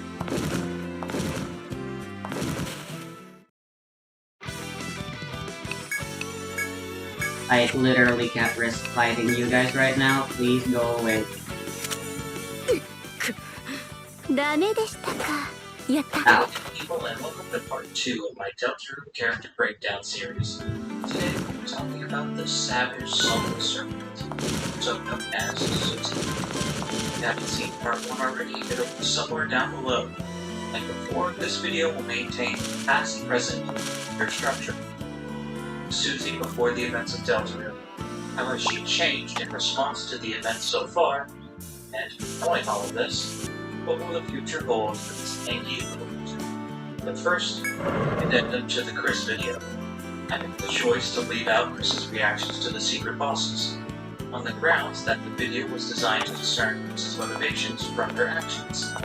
Both Stanton and Jealous encounters require intentional action for the players to take place, so therefore, I did not see fit to include them, because fighting them was not a direct decision from Chris. After reading through the arguments and points from people who disagreed with the decision, I must admit that decision was a mistake. So from now on, I will be character analysis from all aspects of the game. And yes, this also includes the Snowbreak rep events. Let us begin the story of Susie with Violet Formentary.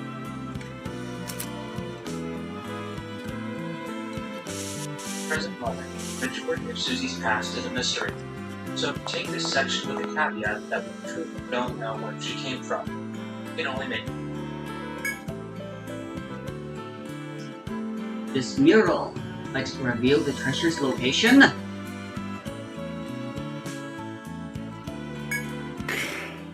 These ruins must be ancient.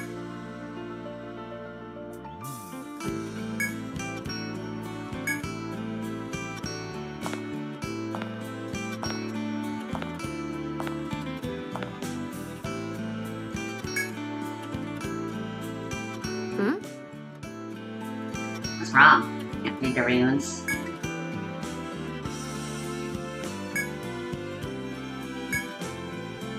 This is the best Maginia HQ has, huh? Tell you what, if you ask me really nicely, I might consider helping you translate them.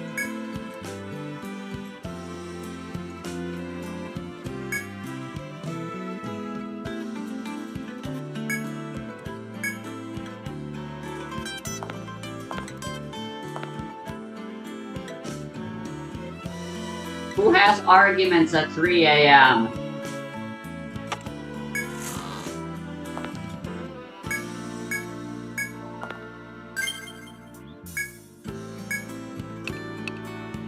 Alright, this team has achieved what they set out to do.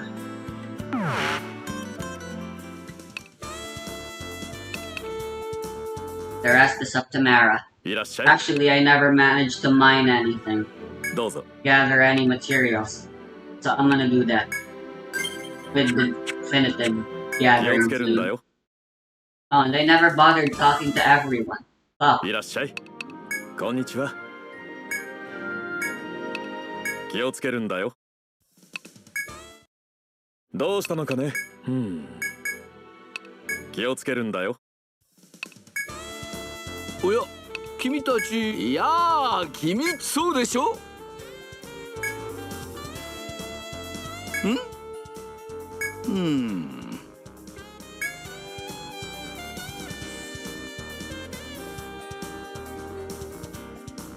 だそれじゃ頼んだよ。お主たちか。おお、お主らか。そうじゃね。ね、さてさて。毎度あり。じゃあ、そろそろ来ると思ってたぞ。記帳するぞ。なになにみんな頑張れよ。 I forgot to.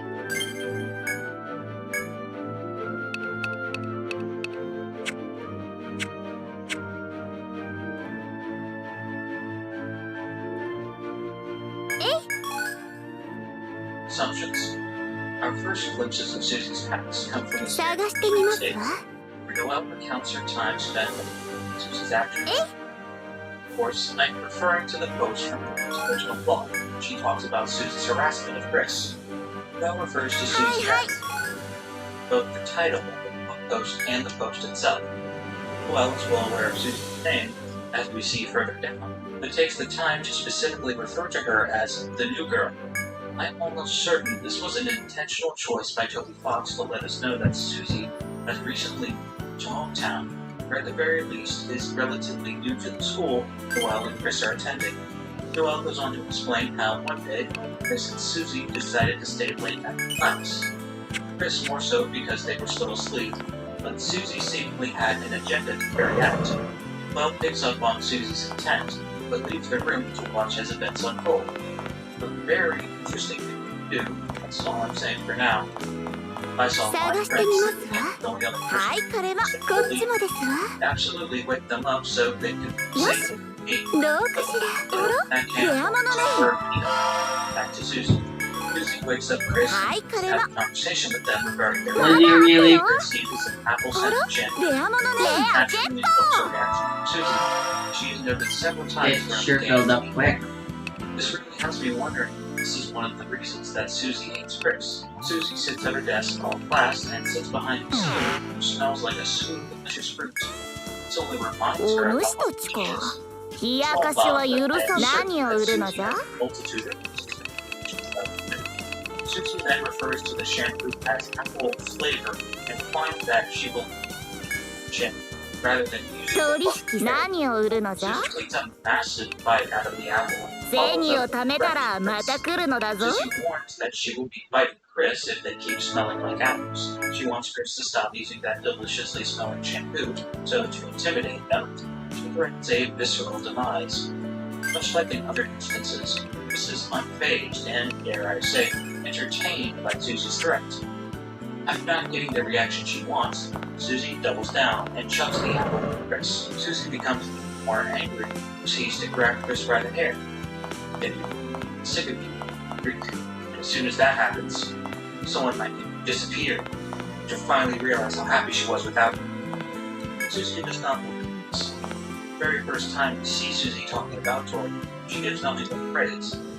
Susie has projected her feelings towards her own love to Chris. But the big question is, why? The most direct answer would be that this is what Susie believes she is. Her own parents make her feel like she's a burden, an annoyance, a freeloader squatting in her home, expecting ridiculous things like being able to eat everything. This is Susie's reality. はい、これは She ど settles うかしら。まだあったよ。 nonchalantly staying in class because she knows she's a guest at home, making another student feel はい、 like これはこっちもですわ。 parents are either レア unfit ゲッ or too short-tempered or too stressed to handle レ the アものね。 challenge. レアゲット。 So, the child creates this narrative that it's the child who's being unreasonable. It's a very toxic code. To avoid facing the reality, often parents, they shift the blame to the very children they're supposed to care for. It's really interesting to the very action that set Susie off.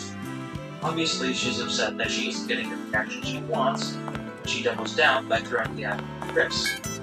But I think what makes sense here is the fact that Chris catches the apple and takes a bite of it themselves.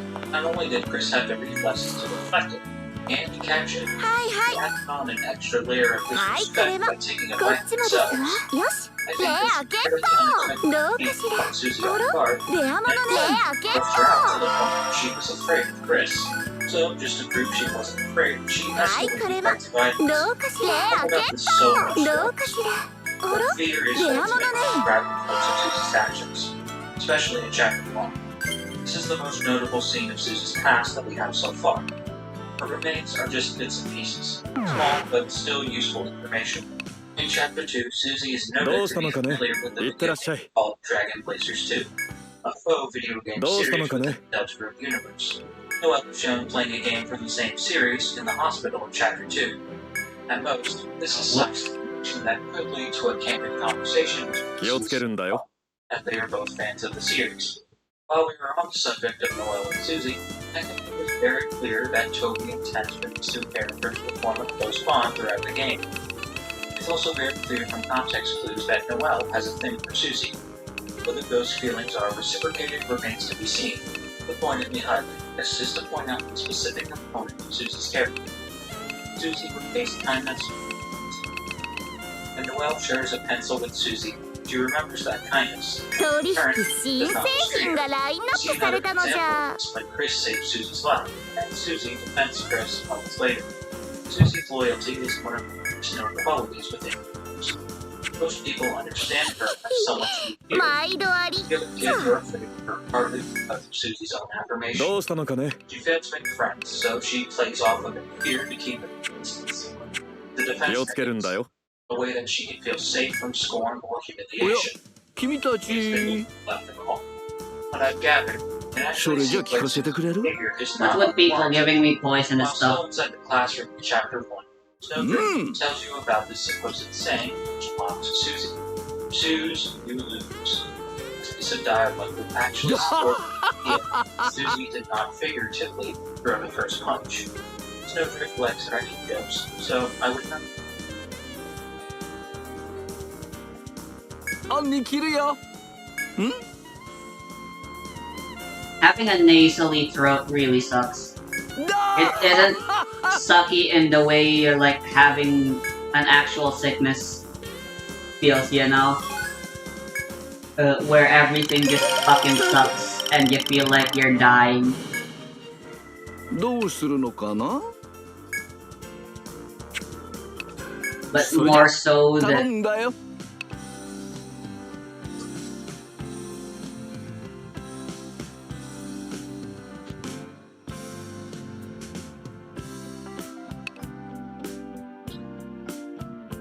it's just really uncomfortable and inconvenient feeling. あまた来 Now た I'm み gonna た let い those two boil over for just a 朝 little まで bit お休 long. みだね 24 hours bit longer. Like how my throat feels whenever I inhale and the air that goes to my lungs is 気をつけ filtered ていくんだぞ beforehand by all the nasal congested on my throat, and it's just really uncomfortable.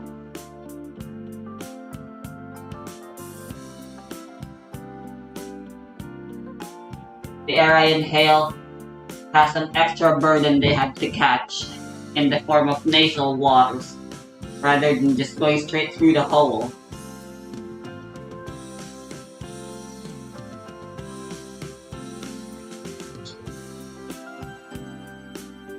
surprised that one day, Joe befriended Susie, and in response, she took a threatening Snowdrift to get him to stop. This is not the morally correct response, but she's a child, she doesn't want. She most likely kept doing this because it worked. You can actually talk to Monster Kid in the epilogue of Chapter 1, which he blatantly says that Susie never actually beat him up. The kids just assume she would because of how convincing Susie is. Monster Kid then recounts a time where Susie would just watch them as they would play a game of handball. The tractor asked to join them, but just watch them play. The ball flew over to her feet, which she then proceeds to accidentally kick in an unranked police cruiser. Very embarrassing moment for her, and a failed attempt at joining the kids while they were playing. Chris was never afraid of Susie. I think the reason why is because they knew, even now, Susie has always wanted to be part of the group. Friends, share secrets, play handball, but it's just so damn hard talking. Really, what if they said no when I asked to join them? That would be terrible. Making friends is difficult, especially if you're the new kid. Perhaps at one point Susie did have friends. He does later reference going to a sleepover in the past. After everything we have gathered about Susie's past, this is a classic case of to a new city. Susie most likely had friends where she came from. They were all gone now. Because of familial issues, or financial hardship, or some other life-altering event, Susie was forced to move away from her old friends. She might never see them again. fantasy, and Susie exhibits the most character in the short time she has been shown in the game thus far, making Susie proud and angry. And over the course of a few days, she not only decides to calm down, but also displays more of her virtuous characteristics. I hated Susie when I played Delta for the first time, and it took me about an hour to start warming up to her. Now she's one of my favorites. Just going by her introductory scene, I am almost certain that you are meant to hate her in the beginning. The very first time we see Susie, she bluntly kicks open a door with so much force, you can see the door bend. She walks in, even though her face is completely covered. I'll be wrong to assume that something was bothering her to break the silence Susie.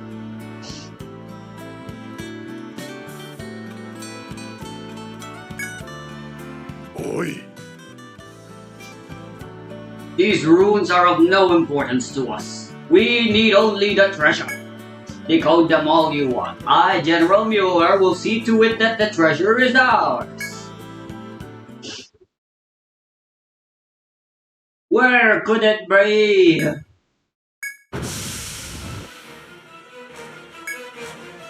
Nanda. What is this? Poison. Oh.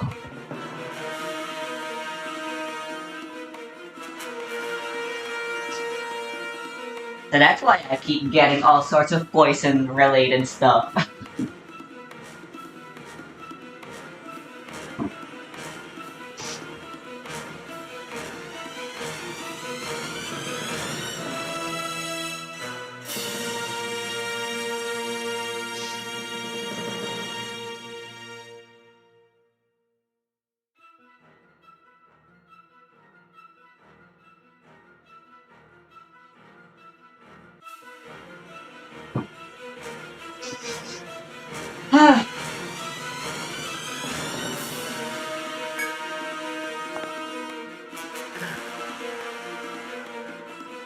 Arnold.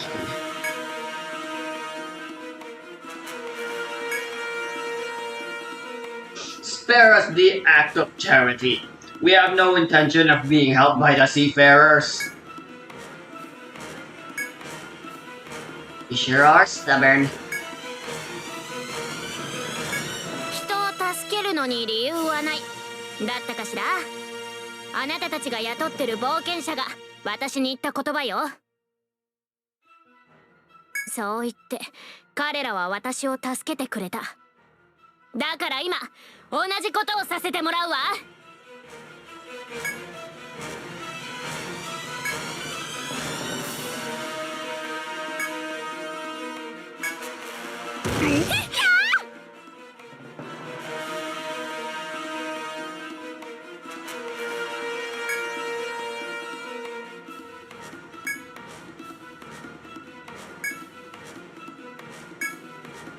This is where we step in and save you guys once again, without reason.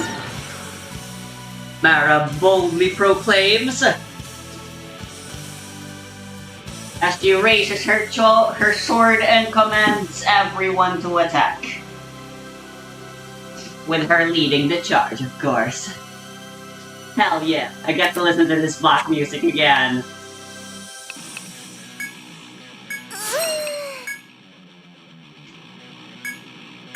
And Mara moaning, which I could live without, honestly.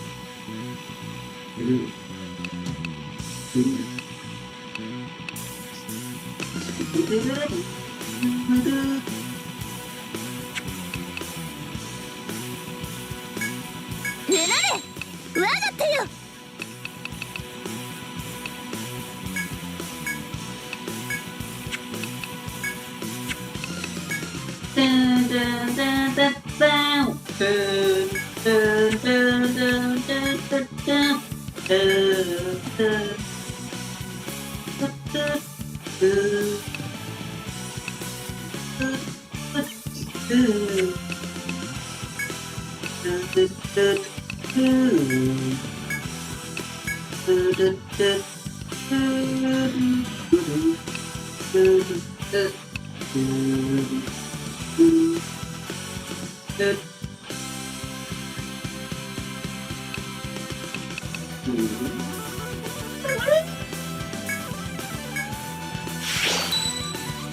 援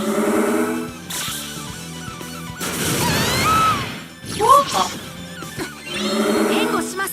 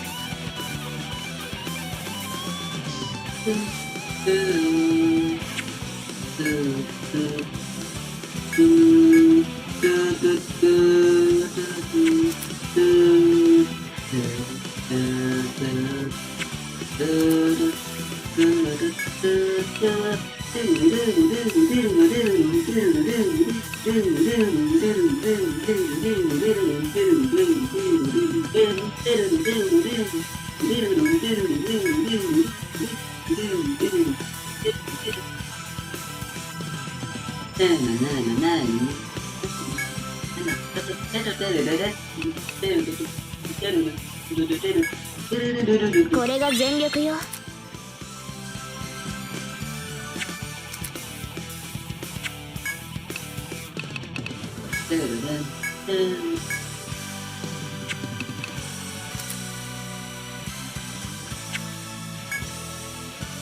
見てな。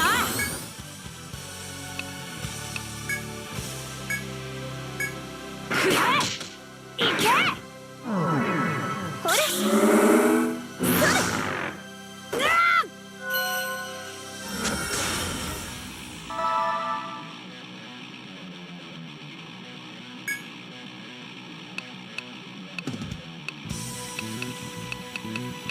I don't have. Dang it. Well, this still works.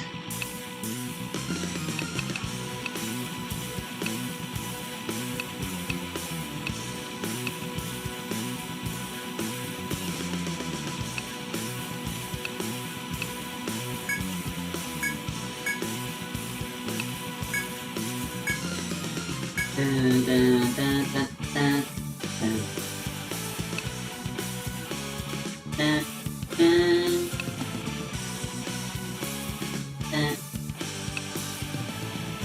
Dun, dun.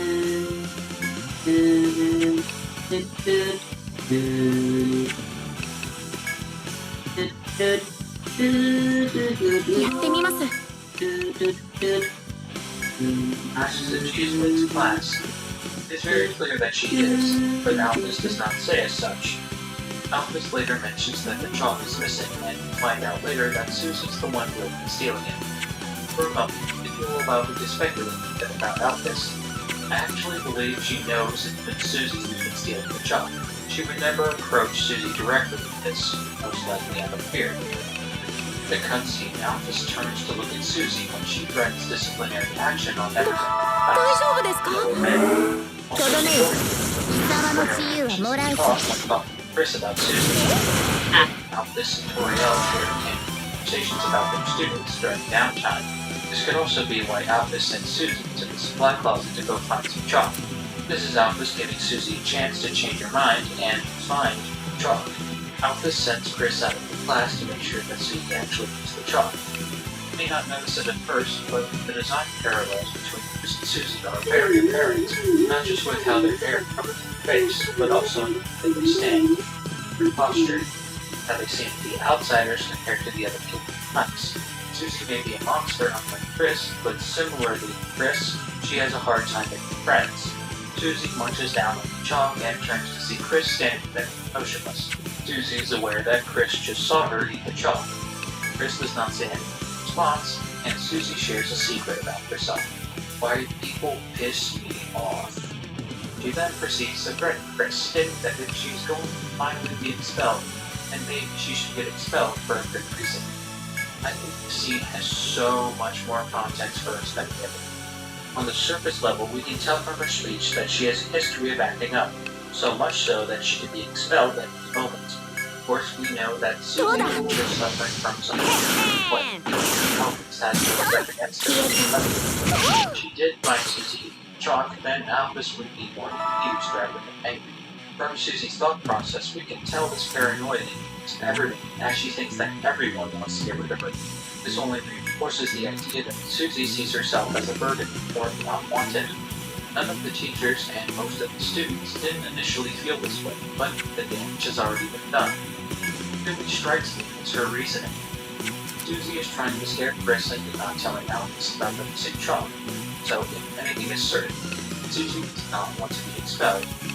Expulsion would mean potential punishment, ridicule from her parents, or exposure to her home in general. You'll notice an interesting reasoning for wanting to fight Mrs. Heddle, as in, she wants her reason for being expelled to be an exceptionally bad one. Being expelled is your that reason is gruesome and terrifying, and may refer to parents believing her as well. This interpretation does go under the assumption that Susie is actually contemplating Chris right here and now, which ultimately I doubt is actually the case, mostly because Susie puts Chris down soon after sighting Chris's passing and putting her set. Susie, at this stage, does not harm him. She deems it necessary, and we soon learn the limits of that threshold. Further down the hall, the supply closet door opens and takes both Chris and Susie by surprise. This event throws Susie off her bully persona briefly, and begins a trend throughout most of Chapter 1. There's no nice way of saying this, but Susie is a big serious. Chapter 1. 貴様の自由は The も door らう flies ぞ open and already coming. Total darkness. Anyone pause. This isn't the only instance of Susie being hurt. When Susie finds herself inside the dark world, we find her hiding. She tries to maintain her tough monster act, but it's clear that Susie is afraid. Make no mistake, these are very traumatic events taking place that would instill a sense of fear into anyone. But Susie constantly puts up this front that she's not afraid. In fact, she is. Later, while fighting the K-Round, Krause pleads with Susie to stop attacking and help them resolve the fight peacefully. But Susie ignores this to maintain the perception she is not afraid. Fear is an emotion that inhabits every aspect of Susie's life. She is afraid to ask for help. She is afraid to make friends and talk to them. She is afraid that everyone is against her. She is afraid to share her feelings. She can try to hide her feelings from the people around her with different levels of success. She can hide herself. 倒す貴様の自由はもらうぞ I'm not highlighting fun or it seem shallow. I just want everyone to understand this going forward, because most of Susie's actions throughout Chapter 1 are fueled by her fears. Understanding this will help us understand why Susie does what she does. Let's move on. Jumping to the point where Susie and Chris escape Lancer's initial ambush, they happen to cross the Kingdom of Darkness. Krause explains the prophecy, or he doesn't, depending on what you select. Lancer attacks again. Lancer proclaims that he is there to crash them, and Susie's criteria for harm is met. When Lancer retrieves Krause, Krause, must have Lancer Susie secretly denies the enemy. She is heroic. She claims that Rousey has the wrong person. The world is none of her business. Oh boy. This response is to be expected. Like I said, Susie is afraid, always in love. Her fears manifest in her violent actions towards Lancer. Another Dark World denizen unfortunate enough to cross paths with. I would say more so than anyone. Susie is afraid of the responsibility and praise that comes from prophecy like this. About the wrong person. In Susie's eyes, she could never be a hero like the ones in Dragon Blazers 2. Here's the inhibiting voice in her head telling her she isn't good enough to save people. So to avoid developing the conversation, she removes herself, stating that it's none of her damn business. Susie's impatience is only rivaled by her body count. Anyone who gets in her way is promptly crushed. Yes, this aggressive trend is meant to imply that Susie is a violent person. But I would actually imply that Susie is justified for a portion of these thrashings. Now, Kate, that's not defensible. Without respect, plain and simple. The thrashing of the Darkners could have very well been self-defense. Most of the Darkners are found in groups of 3. Even the ones you face with Rousey don't care about a fair fight. Also, at this stage in the game, the Darkners, while mostly open to the idea of not fighting, have their orders to attack any Lightners they come across. To Chris and Rouse, these energies are easily swayed by brief enticement. But from Susie's perspective, any attack made against her, regardless of magnitude, means that all bets are off. It's time to catch the smoke, and catch the smoke they did. When talking to these Dark World denizens, you hear their explanation of how they were just following orders from their king. Calmer minds would have prevailed, but Susie is a long ways away from having a calm mind. We find later that Susie has skirmished her way through everyone who crossed her path, along with any hazardous obstacles as well. It should be noted that the puzzle that Susie almost impaled herself upon whilst brute forcing her way through was specifically designed to be solved by 2 or more people. She never would have been able to solve the puzzle by herself. Instead of waiting, she chooses a path of pawns rather than patience. Susie is an impatient person, yes. But is it really to the effect that she would hurt herself just to save some time? I honestly don't think so. I think that Susie felt that she had to push through this puzzle. I'll explain why in just a moment. Susie eventually makes her way to a door bearing the Deltarune logo. Judging by the large crack affixed to the door's right side, that she has made several attempts to brute force her way through this challenge as well. Again, choosing the more painful and abrasive option to progress. Well, I think I have seen enough. In conclusion, Susie is a rash, angry monster who mindlessly kicks anyone in her way. Angels haven't helped anyone. Welcome to the general vicinity of Suzetta, the violent tormentor. This is what I would have said if I didn't take the time to break down Susie's motivations. Remember when I said Susie is afraid? Well, let me see if I can offer you a new perspective to the events I just recapped. You start your day at your regular school. It's filled with people who hate you, but it's better than the alternative. You make your way to the supply closet, and after walking inside, the door shuts behind you abruptly. Then, if that wasn't scary enough, the ground underneath you crumbles as you fall down a massive chasm. Dizzy and lost, walk through this dark and disgusting place when it's only you and these completely awful things. You hear something walking towards you, so you hide out of fear. Moments later, you are attacked by a strange, shadowy figure, and you proceed to run for your life. You find shelter in this very strange-looking castle, and the only person there, creepily, knows your name. And then they proceed to tell you this big, grandiose story, as if this whole situation was just a game. This random guy then asks you to be this big hero and to save the world, even though he hasn't even shown you his face. You're not interested in whatever game this weirdo is playing, and you just want to go home. Right before you leave, you are attacked the second time by the same person. All you had to eat today was some dry chalk, and here is this chef just sleeping instead of eating this delicious cake that he made. So you help yourself to some. After all that, for the 3rd time, you are attacked by this Lancer guy and his assortment of goons. They completely outnumber you, but you're tough enough to win anyway. Under the impression that you will be attacked again, you continue east, until a spike puzzle impedes your progress. You can't solve the puzzle no matter how hard you try, and goons are behind you, so you choose to push your way through the spikes, no matter how much they hurt. Again, you stop because there is a random door blocking the way, and you know you can't go back to the spikes, so all you can really do is punch the door as hard as you can, as you desperately just try to get home. Then, the random guy and your classmate finally catch up with you, and all of a sudden, you are the person who's in the wrong, and you need to start resolving your problems more peacefully. You may think I am inventing things in my head, that I am changing how the story goes to fit my own narrative. I would implore you to realize that this is the recounting of events from Susie's perspective. There are no bad guys in this situation. There are just people acting to their own benefit, and most of the time, their motivations oppose each other. Yes, Chris and Rouse have the benefit of context given to them by already defeated enemies. But Susie most likely never got that context because she was too busy defending herself from potentially unwanted engagements. Susie is a child with a difficult life. It is unrealistic and unreasonable to expect Susie to engage in pragmatism after this situation is thrust upon her. Seriously, be honest with yourself. Out of Susie, Rouse, and Chris in Chapter 1, reacts the most realistically to the events that transpire. Yeah, exactly. It's Susie. She was just having a normal day, attending her normal school, when the ground decided to literally crumble beneath her.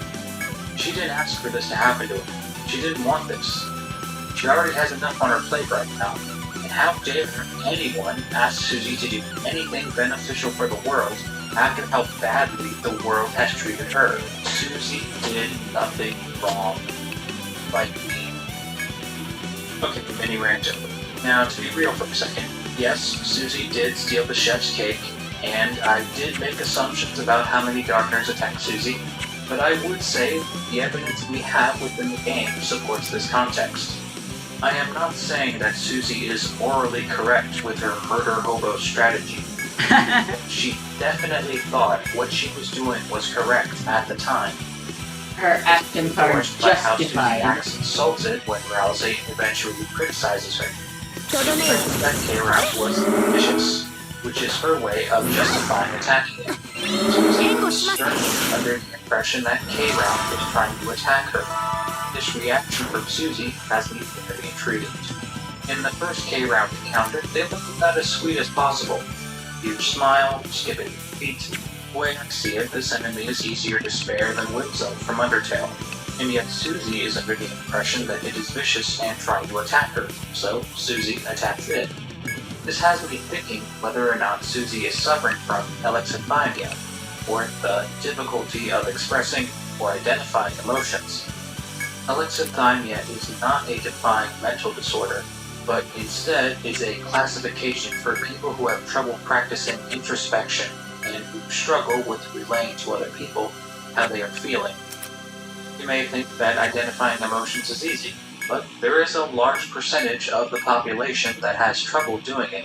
Luckily, Susie is enough experienced to increase her emotional palette by referring to the conversation between Susie and Lancer, which ultimately is in a positive misunderstanding.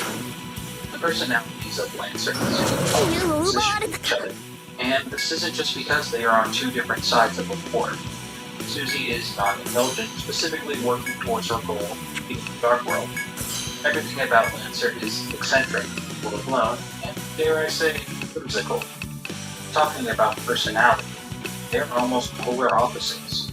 Lancer is clearly taking this bad guy weakness and the war against the lightいくよとどめよ is mistaken in his way. Irate and past her limit of patience, Susie sees all of Lancer's antics as benign posturing. Susie doesn't even bother attacking Lancer because she would rather attempt an intimidation strategy instead. I would like to take a second to point out that this is moments after Rousey asks Susie to stop fighting enemies and to try and resolve conflicts peacefully. I would like to think that Susie is making an attempt here to go along with what Rousey said, just in her own way. But I could see also that Susie is working on the grounds of making a point. Let's talk about Susie's reasoning with becoming upset with Lancer. Sure, he is wasting her time and is about to send more people to attack, but what I really think is to be analyzed here is when she says, "Wannabe tough guys like you really piss me off." It seems as though the idea of posturing and attempting to make people believe you are tough is something that makes Susie especially upset. I believe the reason why Susie became so insulted by Lancer is because it's reminding her of an actual time where she was intimidated. Susie was unironically afraid of Lancer when she first entered the Dark World. Susie knows how to intimidate. It's probably a trait she learned from someone else or from practice. Here comes this ball of yellow thinking the badass. Susie was already at odds with Lancer because he was the first to attack her, but I would imagine if anything, this is a direct parallel to the Chris scene. Susie doesn't want Chris to tell on her, so she intimidates. Susie wants Lancer to leave her alone, and we almost have a confirmed pattern. This doesn't work to the effect that Susie wanted it to, but for a moment her intimidating facade drops and confusion takes over. Uncertain how to process the situation, Susie settles for the fact that Lancer has left, and she can go back to knocking heads. This specific moment is the genesis of Susie's transformation. Later we get to see Susie's thought process when it comes to tackling puzzles firsthand. She sees the puzzle, gets discouraged. and then proceeds to try to brute force her way through it. Susie mentions how she was a box for Halloween, only highlighting even more how her options for taking part in regular activities were limited. Chris solves the puzzle, and they move on. The next time they answer his motivation to impress Susie. Parents. He acts like Susie, acts like Susie, and he even asks for notes afterwards. This takes Susie aback initially, but begins a spark of emotion that Susie hasn't felt before. Susie feels appreciated. She feels like her opinion has inherent value because someone is showing genuine interest in her opinion. This is potentially the first piece of positive reinforcement Susie has received for a very long time. Definitely more of a positive news than she ever had when fighting Chris and Rousey. This would later lead to Susie's betrayal in a few minutes, which we'll get to in a moment. やってみます。 Let's talk about Susie's chosen name for the Lightners, the Squad. Really, I can't discern anything from this crude choice other than Susie's disinterest in coming up with a name and acting non-compliant. Rebelling to the idea of being part of a group by making the group name something profane. Not much to point out here, but hey, we can't meticulously break down every single cutscene now, can we? Probably not, but you're damn sure I'm gonna try. After everything we talked about, the recounting of events from Susie's perspective, and how Susie's actions and movements would be criticized or ignored, I think at this point it is very clear why Susie makes the decision to join Lancer. Lancer was not only the first person to show interest in her, also idolized her and complimented her in a way she appreciated. Rousey was morally correct to explain to her that it was wrong to attack people indiscriminately. But to Susie, she did the right thing, and Rousey is in the wrong. Susie makes the choice to fight for the side she was trying to get away from because now she feels appreciated. This is actually a very interesting turn of events. Susie treats Chris and Rousey like they are goody-goodies who make friends with their enemies, but she fails to realize that Lancer has done the exact same thing to her, accidentally. She goes along with Lancer willingly because it was her idea. Rousey mentions how maybe he was wrong to treat Susie the way he did. Rousey was nice and endearing, but that's not really what Susie needed. We understand more of Rousey's perspective during the Acid Tunnel of Love in Chapter 2, but I'm getting off track again. I think it's best to sum up the actions of the Dark Fun game as mischievous at best. これなら Scheme, 貴様の自由をもらうぞ。 but they never do anything harmful until they demand that Rousey and Chris join them. It is more than obvious that Susie doesn't care about sides or even getting home at this point. Susie just wants companionship. Even when she fights you, she's not trying to win or prove she's better, she just wants you two to join her. It's literally like two friend groups playing pretend and one side wants to play pirates and the other side wants to play spaceman, and they have to fight to see which group joins the other. The only way to progress is by winning, so after you manage to beat them, Lancer and Susie join the team. While making their approach to the card castle, the gang spots a candy tree. The actual event of Susie giving Lancer the candy despite mentioning she was hungry earlier isn't the most important part of the scene, but rather what comes later. 究極奥義の Lancer being more outgoing and open to sharing enthusiasts とどめよ that just the act of walking like makes him feel happy. Rousey explains that the purpose of the Darkners is to assist the Lightners. Susie prefers to avoid talking about purpose, but even so, she admits that she feels the same. Susie doesn't like talking about purpose. Purpose. A person's sense of resolve or determination. The combination of your confidence and your ideals, which can encourage your decisions. とどめよ Being humble, so naturally she will get thinking. Why would she have to think about her future? In her own eyes, she has no future. She has no purpose. You usually get this from people who are in high-stress environments. The extra stress puts them into survival mode more often than not. When you're stuck in such a horrible living situation, it can be impossible to think about a better life. Moving on, living for a day where you wake up and feel safe. Why would Susie think about her life's purpose when she's so busy trying to see the next day? Whether she wants to admit it or not, today is the day Susie's life will change. The value Lancer saw within her It's by being who she is. Her appreciation. She won't let go of that. Esther calls her a good friend, and she can't help but smile. She finally has what she wanted for so long. Something happens, however. People crave companionship, but they are also individuals with their own motivations. Lancer was sent here to kill Susie, and failed miserably. What will his father say? More alarmingly, what will Susie do when they reach the castle? Lancer has learned firsthand what Susie does to people who moderately annoy her. Lancer's father straight up wants to kill her. There is no winner in this scenario. Either way, Lancer loses someone he cares about. He can't play both sides, so he attempts to take control of the game. Lancer runs away, Susie is shocked. After experiencing complete shock when Lancer runs away from her, Susie shows her fear once again. Just the sight of Lancer leaving without so much as an explanation makes her mind spin. She is afraid that her one and only friend is leaving her. She feels the fear she felt every day before she came to the Dark World. After spending so much time with Lancer, she is imagining a world without them being friends, and it terrifies her. Only moments before we get to see Susie's climactic character moment, she comes to a puzzle. She can't go back and ask Chris for help, so she has to solve it herself. The vague sound of Lancer's voice is what encourages her to the puzzle.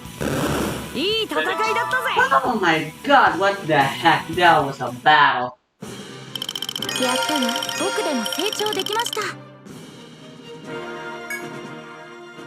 An overly long battle.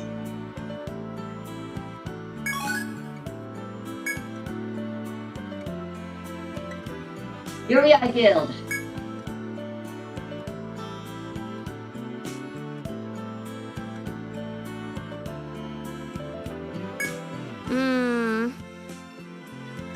Are you okay? That monster is dangerous. No problem. It took an entire fucking hour, or 4 in-game hours. But we were fine. And you guys just watched.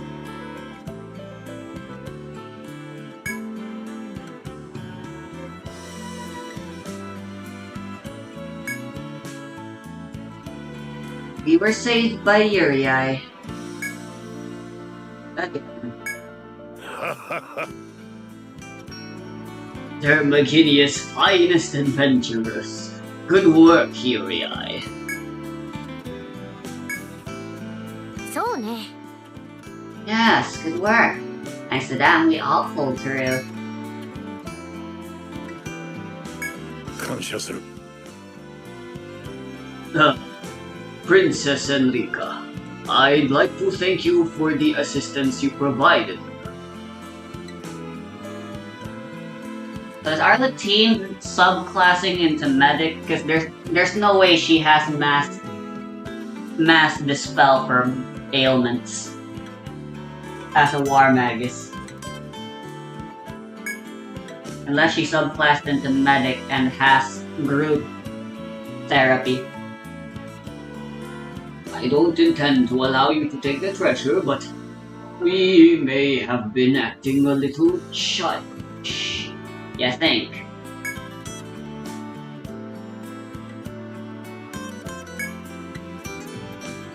We don't intend to let you take the treasure either. Still, apology accepted.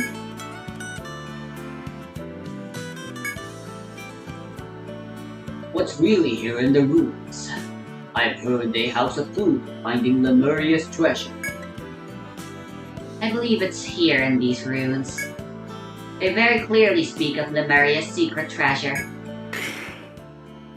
What do they mean when they say Lemuria's treasure grants eternal prosperity? Eternal prosperity. In ancient times, Lemuria produced a great power. This treasure was named Jormungandr, and it was created by taking energy from Yggdrasil. It has also been called the World Serpent. I watched Jacksepticeye play through God of War 4 and 5. That's how I know how to pronounce these names. Jormungandr. Eh, That doesn't mean I'm good at pronouncing them though. Yes, according to the lore, Lemuria was only known to prosper because it was protected by the World Serpent. It states that Jormungandr sleeps deep below the center of this island, beneath Yggdrasil. It's the final boss, or at the very least the secret boss. So, whoever makes it to Yggdrasil first will be able to lay claim to this Jormungandr. Also, Mueller totally misspelled Jormungandr during his first pronunciation of it. Lol. Regardless of who gets there first, let's have no hard feelings between us. No battles until then. Make it a real race. Prosperity to whichever side reaches it first. Sound good, Uriai? Yes, an adventure. Sounds fantastic even.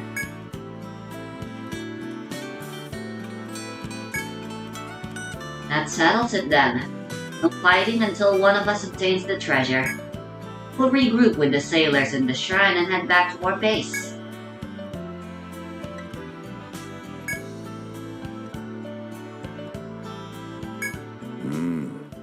I want you to investigate what's beyond here. Report your findings to HQ Durat. Yes, leave all the rest of the hard work to us after we went through all the trouble dealing with that huge ass fucking monster.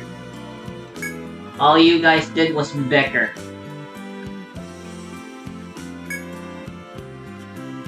Well, whatever.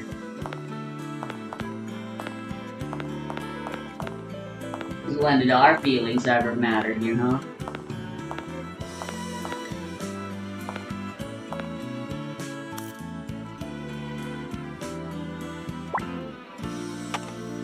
We're just here for the adventure.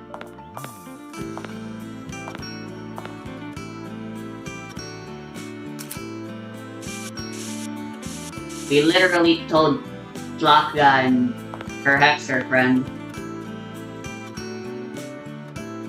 that the only reason we're adventuring in the first place is just for fun. 敵対する人も助けたね。 Yep, I knew it. I was gonna say, is that girl gonna talk when I get inside? But no, she talks before I get inside. Right, it's been like that the previous 2 times too. Are you Jormungandr? でも、それは結局人だよね。人ではない相手だとどうするの？ここまで来たんだ。最後まで君たちの選択を。 Her words are always premonitions. We gonna meet aliens now or something? You would be surprised, but we have actually befriended aliens already. See Uriai's adventures in Etrian Odyssey 3 for more information.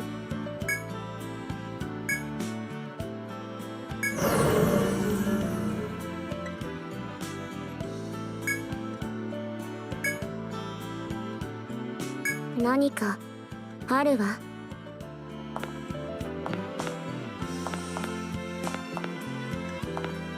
Go, baby! That's what we're talking about!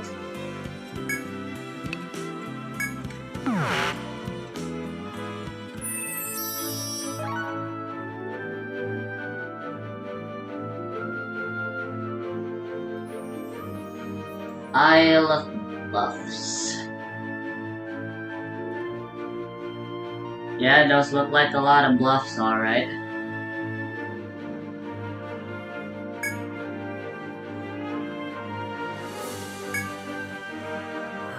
Wait, it's you guys again!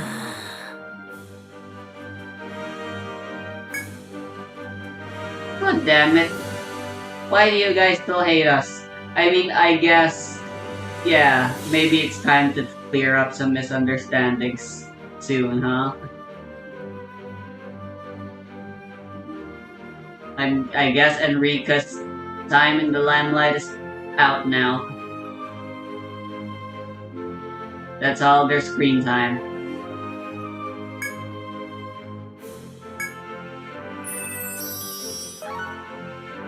Pretty far away. Golden Lair. I have a feeling I know what that one's based off of. この遺跡を抜けたのか。 So, だが今は一度マギリアに戻った方がいい。今頃は大変なことになっているはずだ。 great.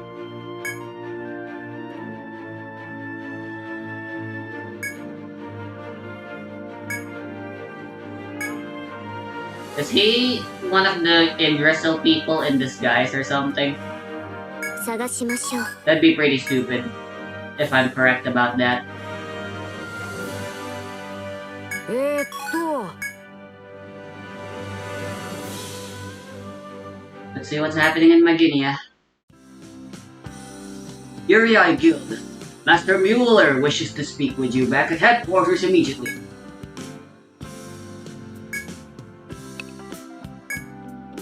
あ、また来たな。 Can we sleep first? 朝までお休みだね。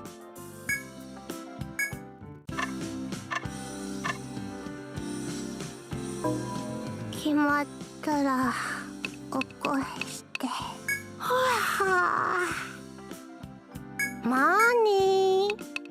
気をつけていくんだぞ。おお、何を売るのじゃ？取引新製品がラインナップされたのじゃ。何を売るの？さてさて、何のご用かの？何にするの？どうするのじゃ？おお、お主。そうじゃ。願い。どうするのじゃ？銭を貯めたらまた来るのだぞ。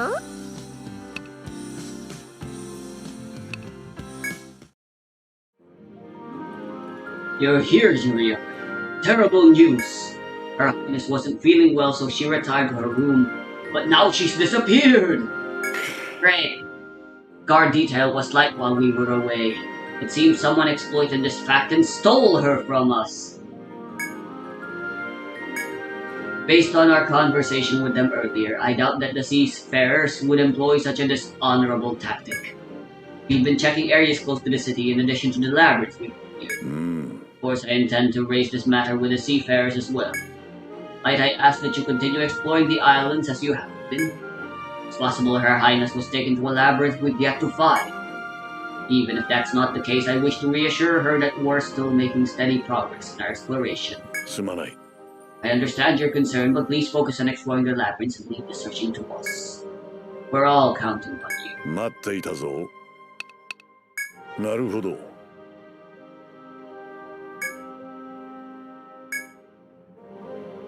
まったく。別のようか。期待しているぞ。 Well, let's see. I'm guessing we're gonna be visiting the third dungeon of the first Adventure in Odyssey game here.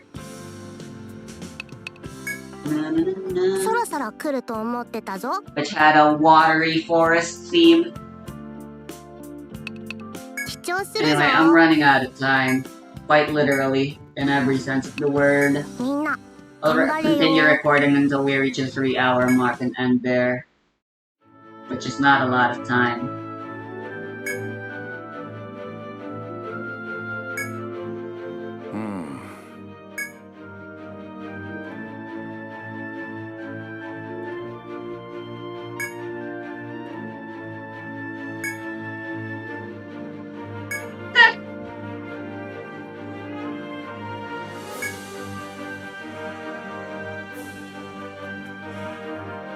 Hey, your princess is a wild card.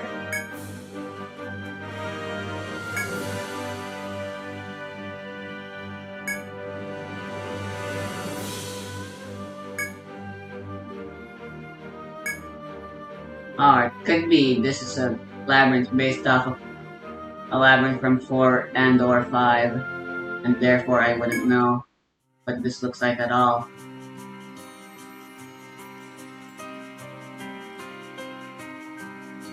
Yeah, this is definitely...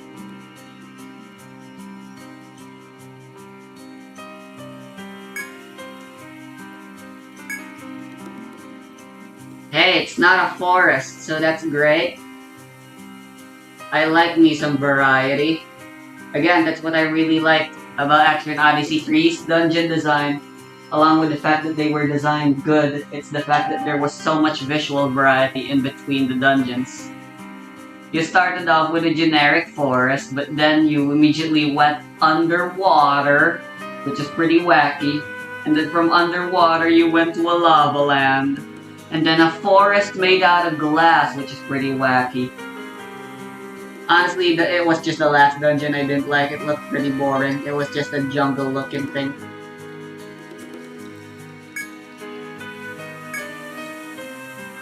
In contrast to the first game, you had forest. Forest, but humid. Because it's a jungle. Forest again, but even more humid and blue. Because it's an underground cavern forest with water. And then you get into a desert, which is pretty cool, admittedly. Oh, interesting.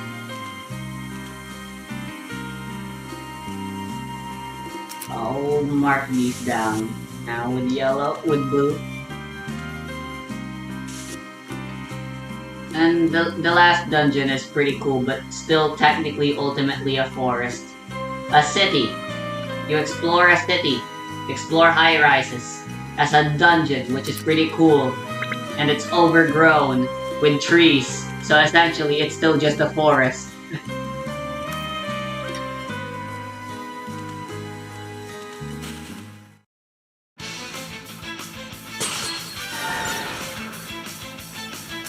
Hey, I recognize you.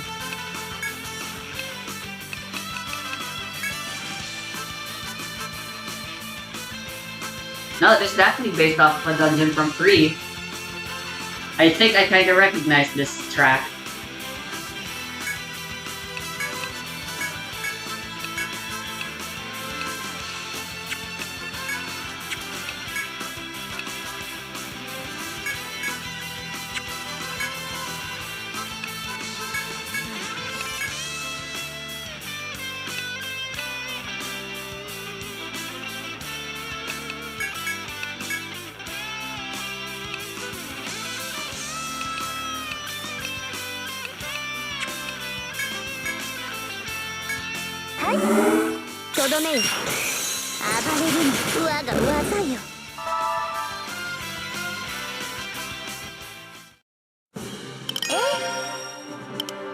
Definitely feels like a turning point. I got this unique drop.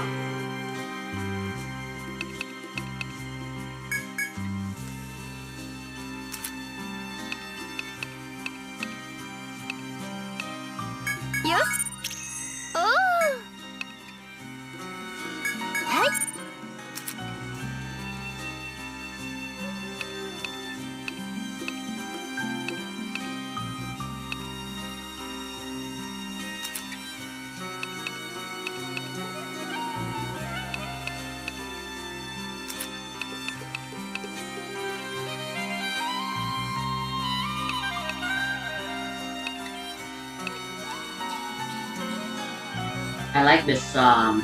Pretty slick.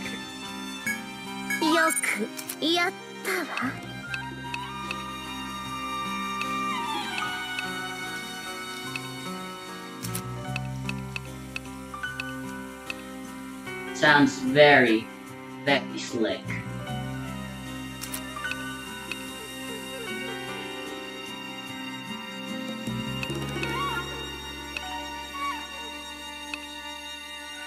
Safe passage is definitely gonna become useful in this dungeon again, I'm very certain.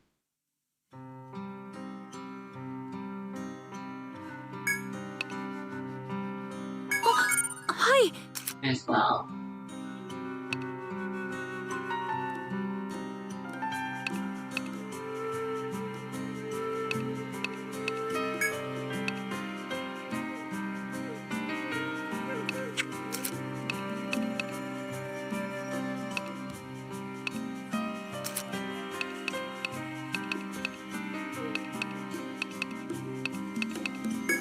"覚えたわ。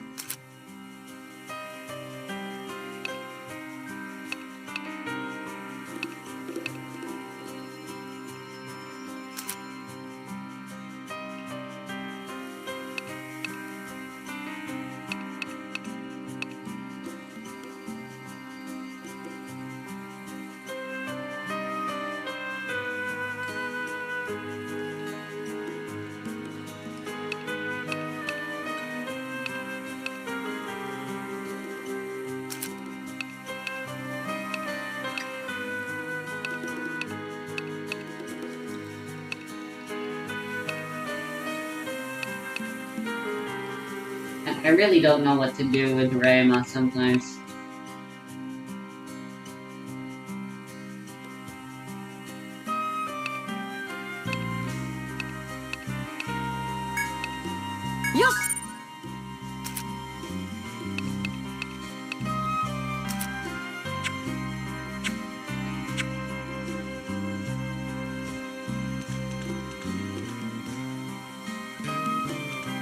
I think I should just retreat for now. "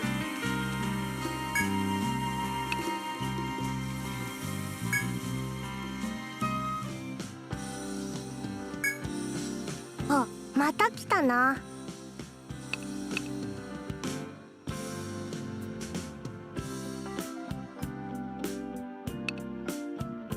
おお。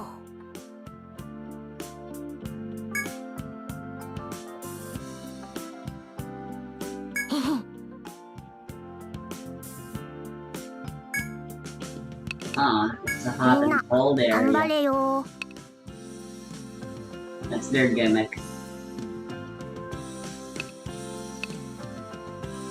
It's a really popular theme, it seems, with dungeon crawlers. Considering Infinite おお、何を売 Adventurers るのじゃ？ decided to do it as well. 取引せ新製品がラインナップされた。どうするのじゃ？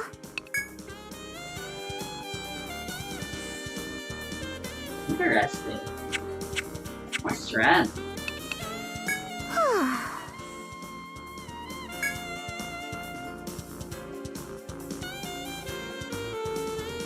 むむむ。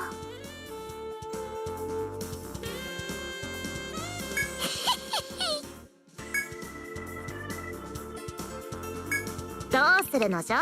銭を貯めたらまた来るのだぞ。 I can't believe it took me this long to realize that what she's holding is an abacus. おや君たち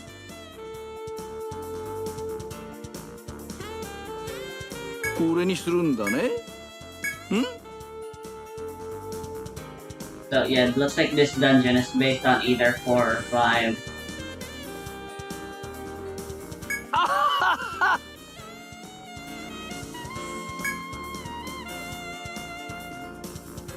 どうするの？どれにすっか決まったかな？これにするんだね。ん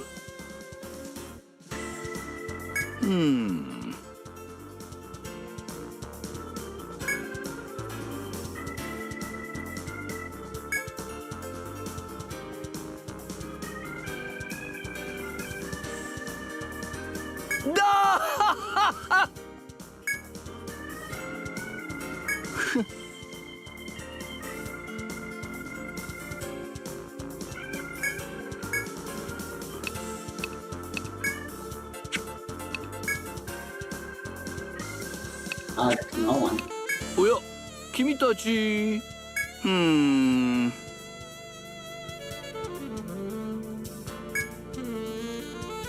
それでね。おやおやなんだろうね。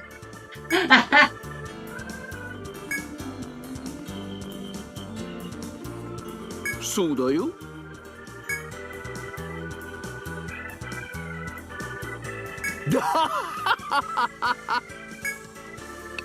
それじゃ頼んだよ。どうしたのかね。 I seriously don't know what's the deal with that guy.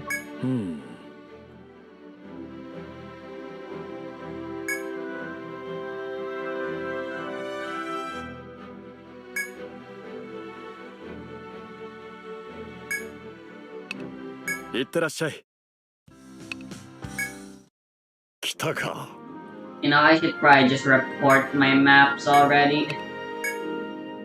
素晴らしい成果だ。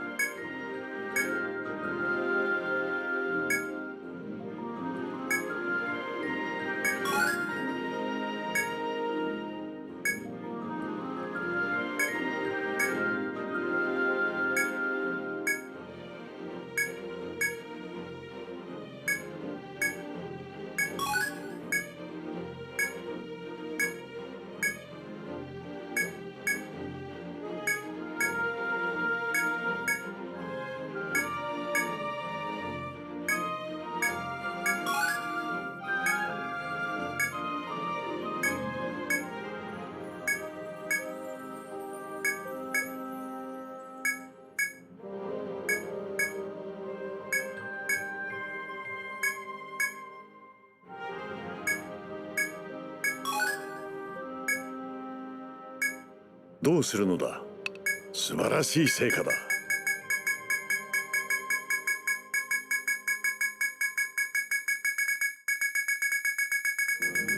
Oh my god!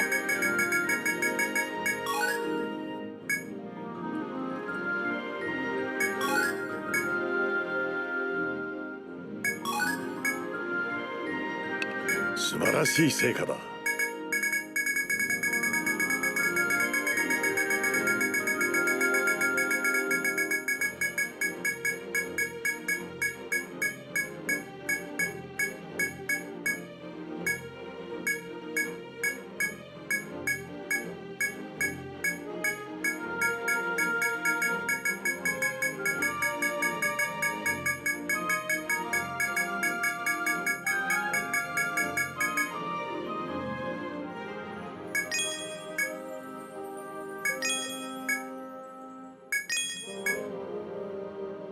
他に何か。なるほど。まったく期待しているぞ。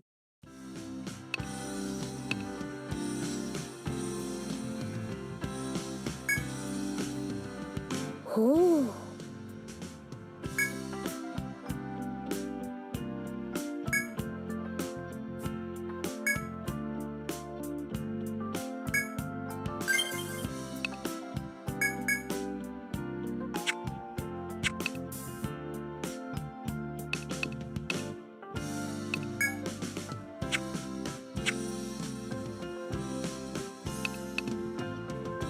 主張するぞ。決まったら起こしてね。It's only one day at least.